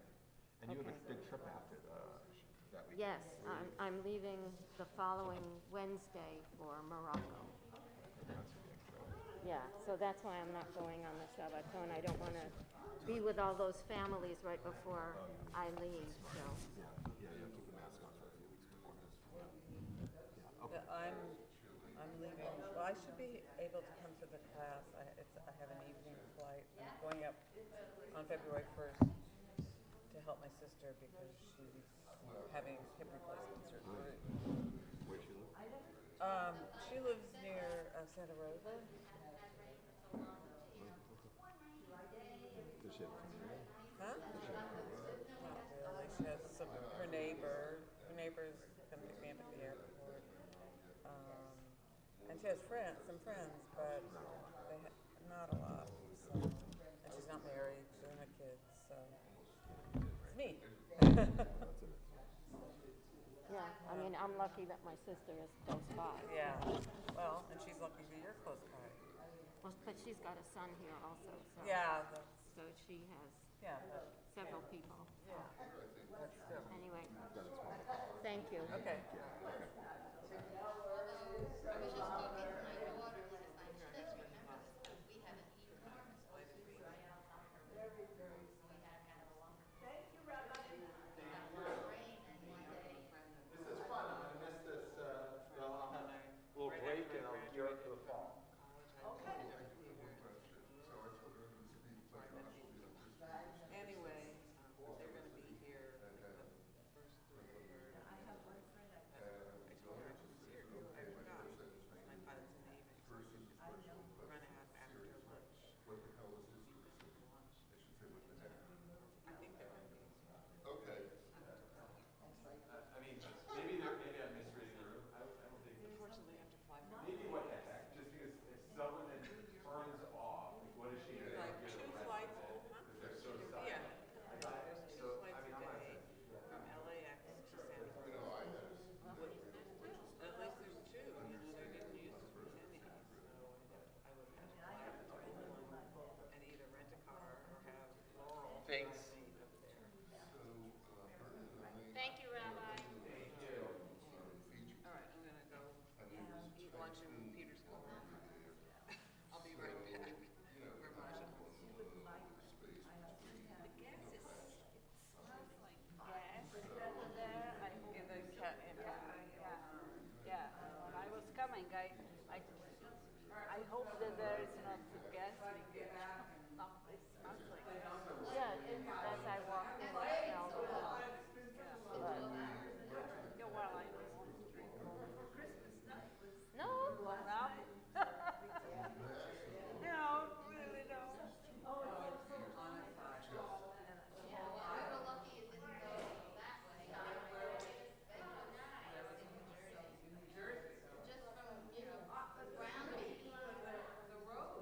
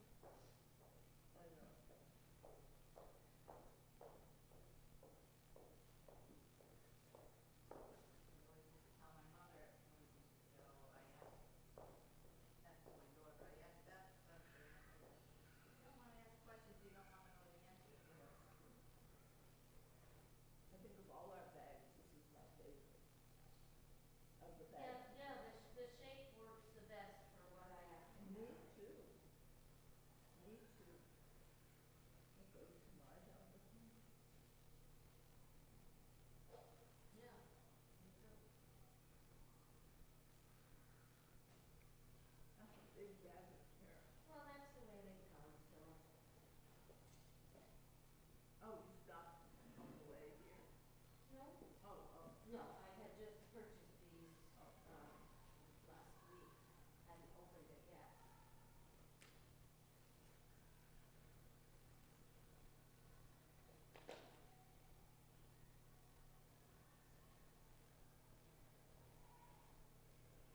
It's very smells. I don't know. Should we talk to somebody? Do they know about the smell? What did, Yeah. Gas smell. In that, as you walk in that hallway. I went to the kitchen and I asked, And Yeah, what did what they they say? the oven was working, yeah, that was the answer. See, I don't smell it. I But smell Adrian- it, but only over there. I don't smell it in here. Adrian says it's on there in the kitchen. And they didn't smell it in the kitchen? Are they dead now?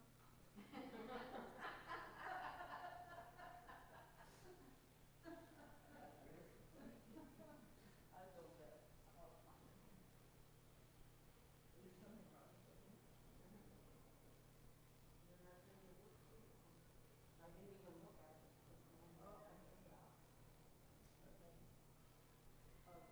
Poor Ray thinks it was the cranberry, Trader Joe's. She said there was something that she ate the night before. She said it didn't taste right. It was a cranberry. Cranberry what, juice? At Christmas time, Trader Joe's had the orange cranberry relish.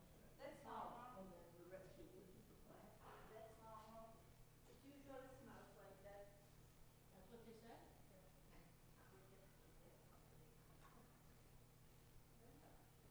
Really? Wow.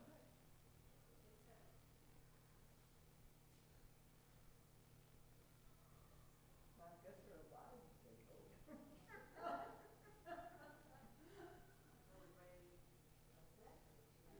No, Both of them, both of them. yeah, she was sick yesterday. Really? She said, you know, she'll probably feel better today, but she didn't want to chance it. Oh, yeah. Yeah, and you want to She's stay very close young. to your own home bathroom. And she's in her 97th year, we can't forget that. I brought, In March. and I brought her today, and, hoping 99. And he was online from India this I morning. know. I did come, I think he's on the way over and, does he have one? No, she passed away about, no, passed away right when Rabbi Shulman died for a while.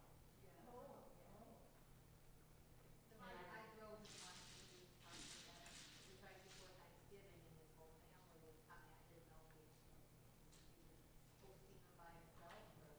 No, I remember it because, I believe Rabbi Bernhardt did the funeral, but Rabbi Shulman had just started working here, and he attended the funeral. And he led one of the Shiva Minyanim at the house, and he referred to things that he learned about him at the funeral, and I thought that was really so nice of him. But that's why I remember, that's when he died, right when he came. So that's, that's a year and a half. So, hey, so early, Oh, because of the rain, yeah. well, I don't know, but I called Rosie, she said, we're stuck too. And, I mean, we got here in time, but I hadn't given myself 45 minutes, but anyway, so I didn't want to mess up not picking up her, but I asked my phone and it said it's going to take 45 minutes to get here. But anyway, I didn't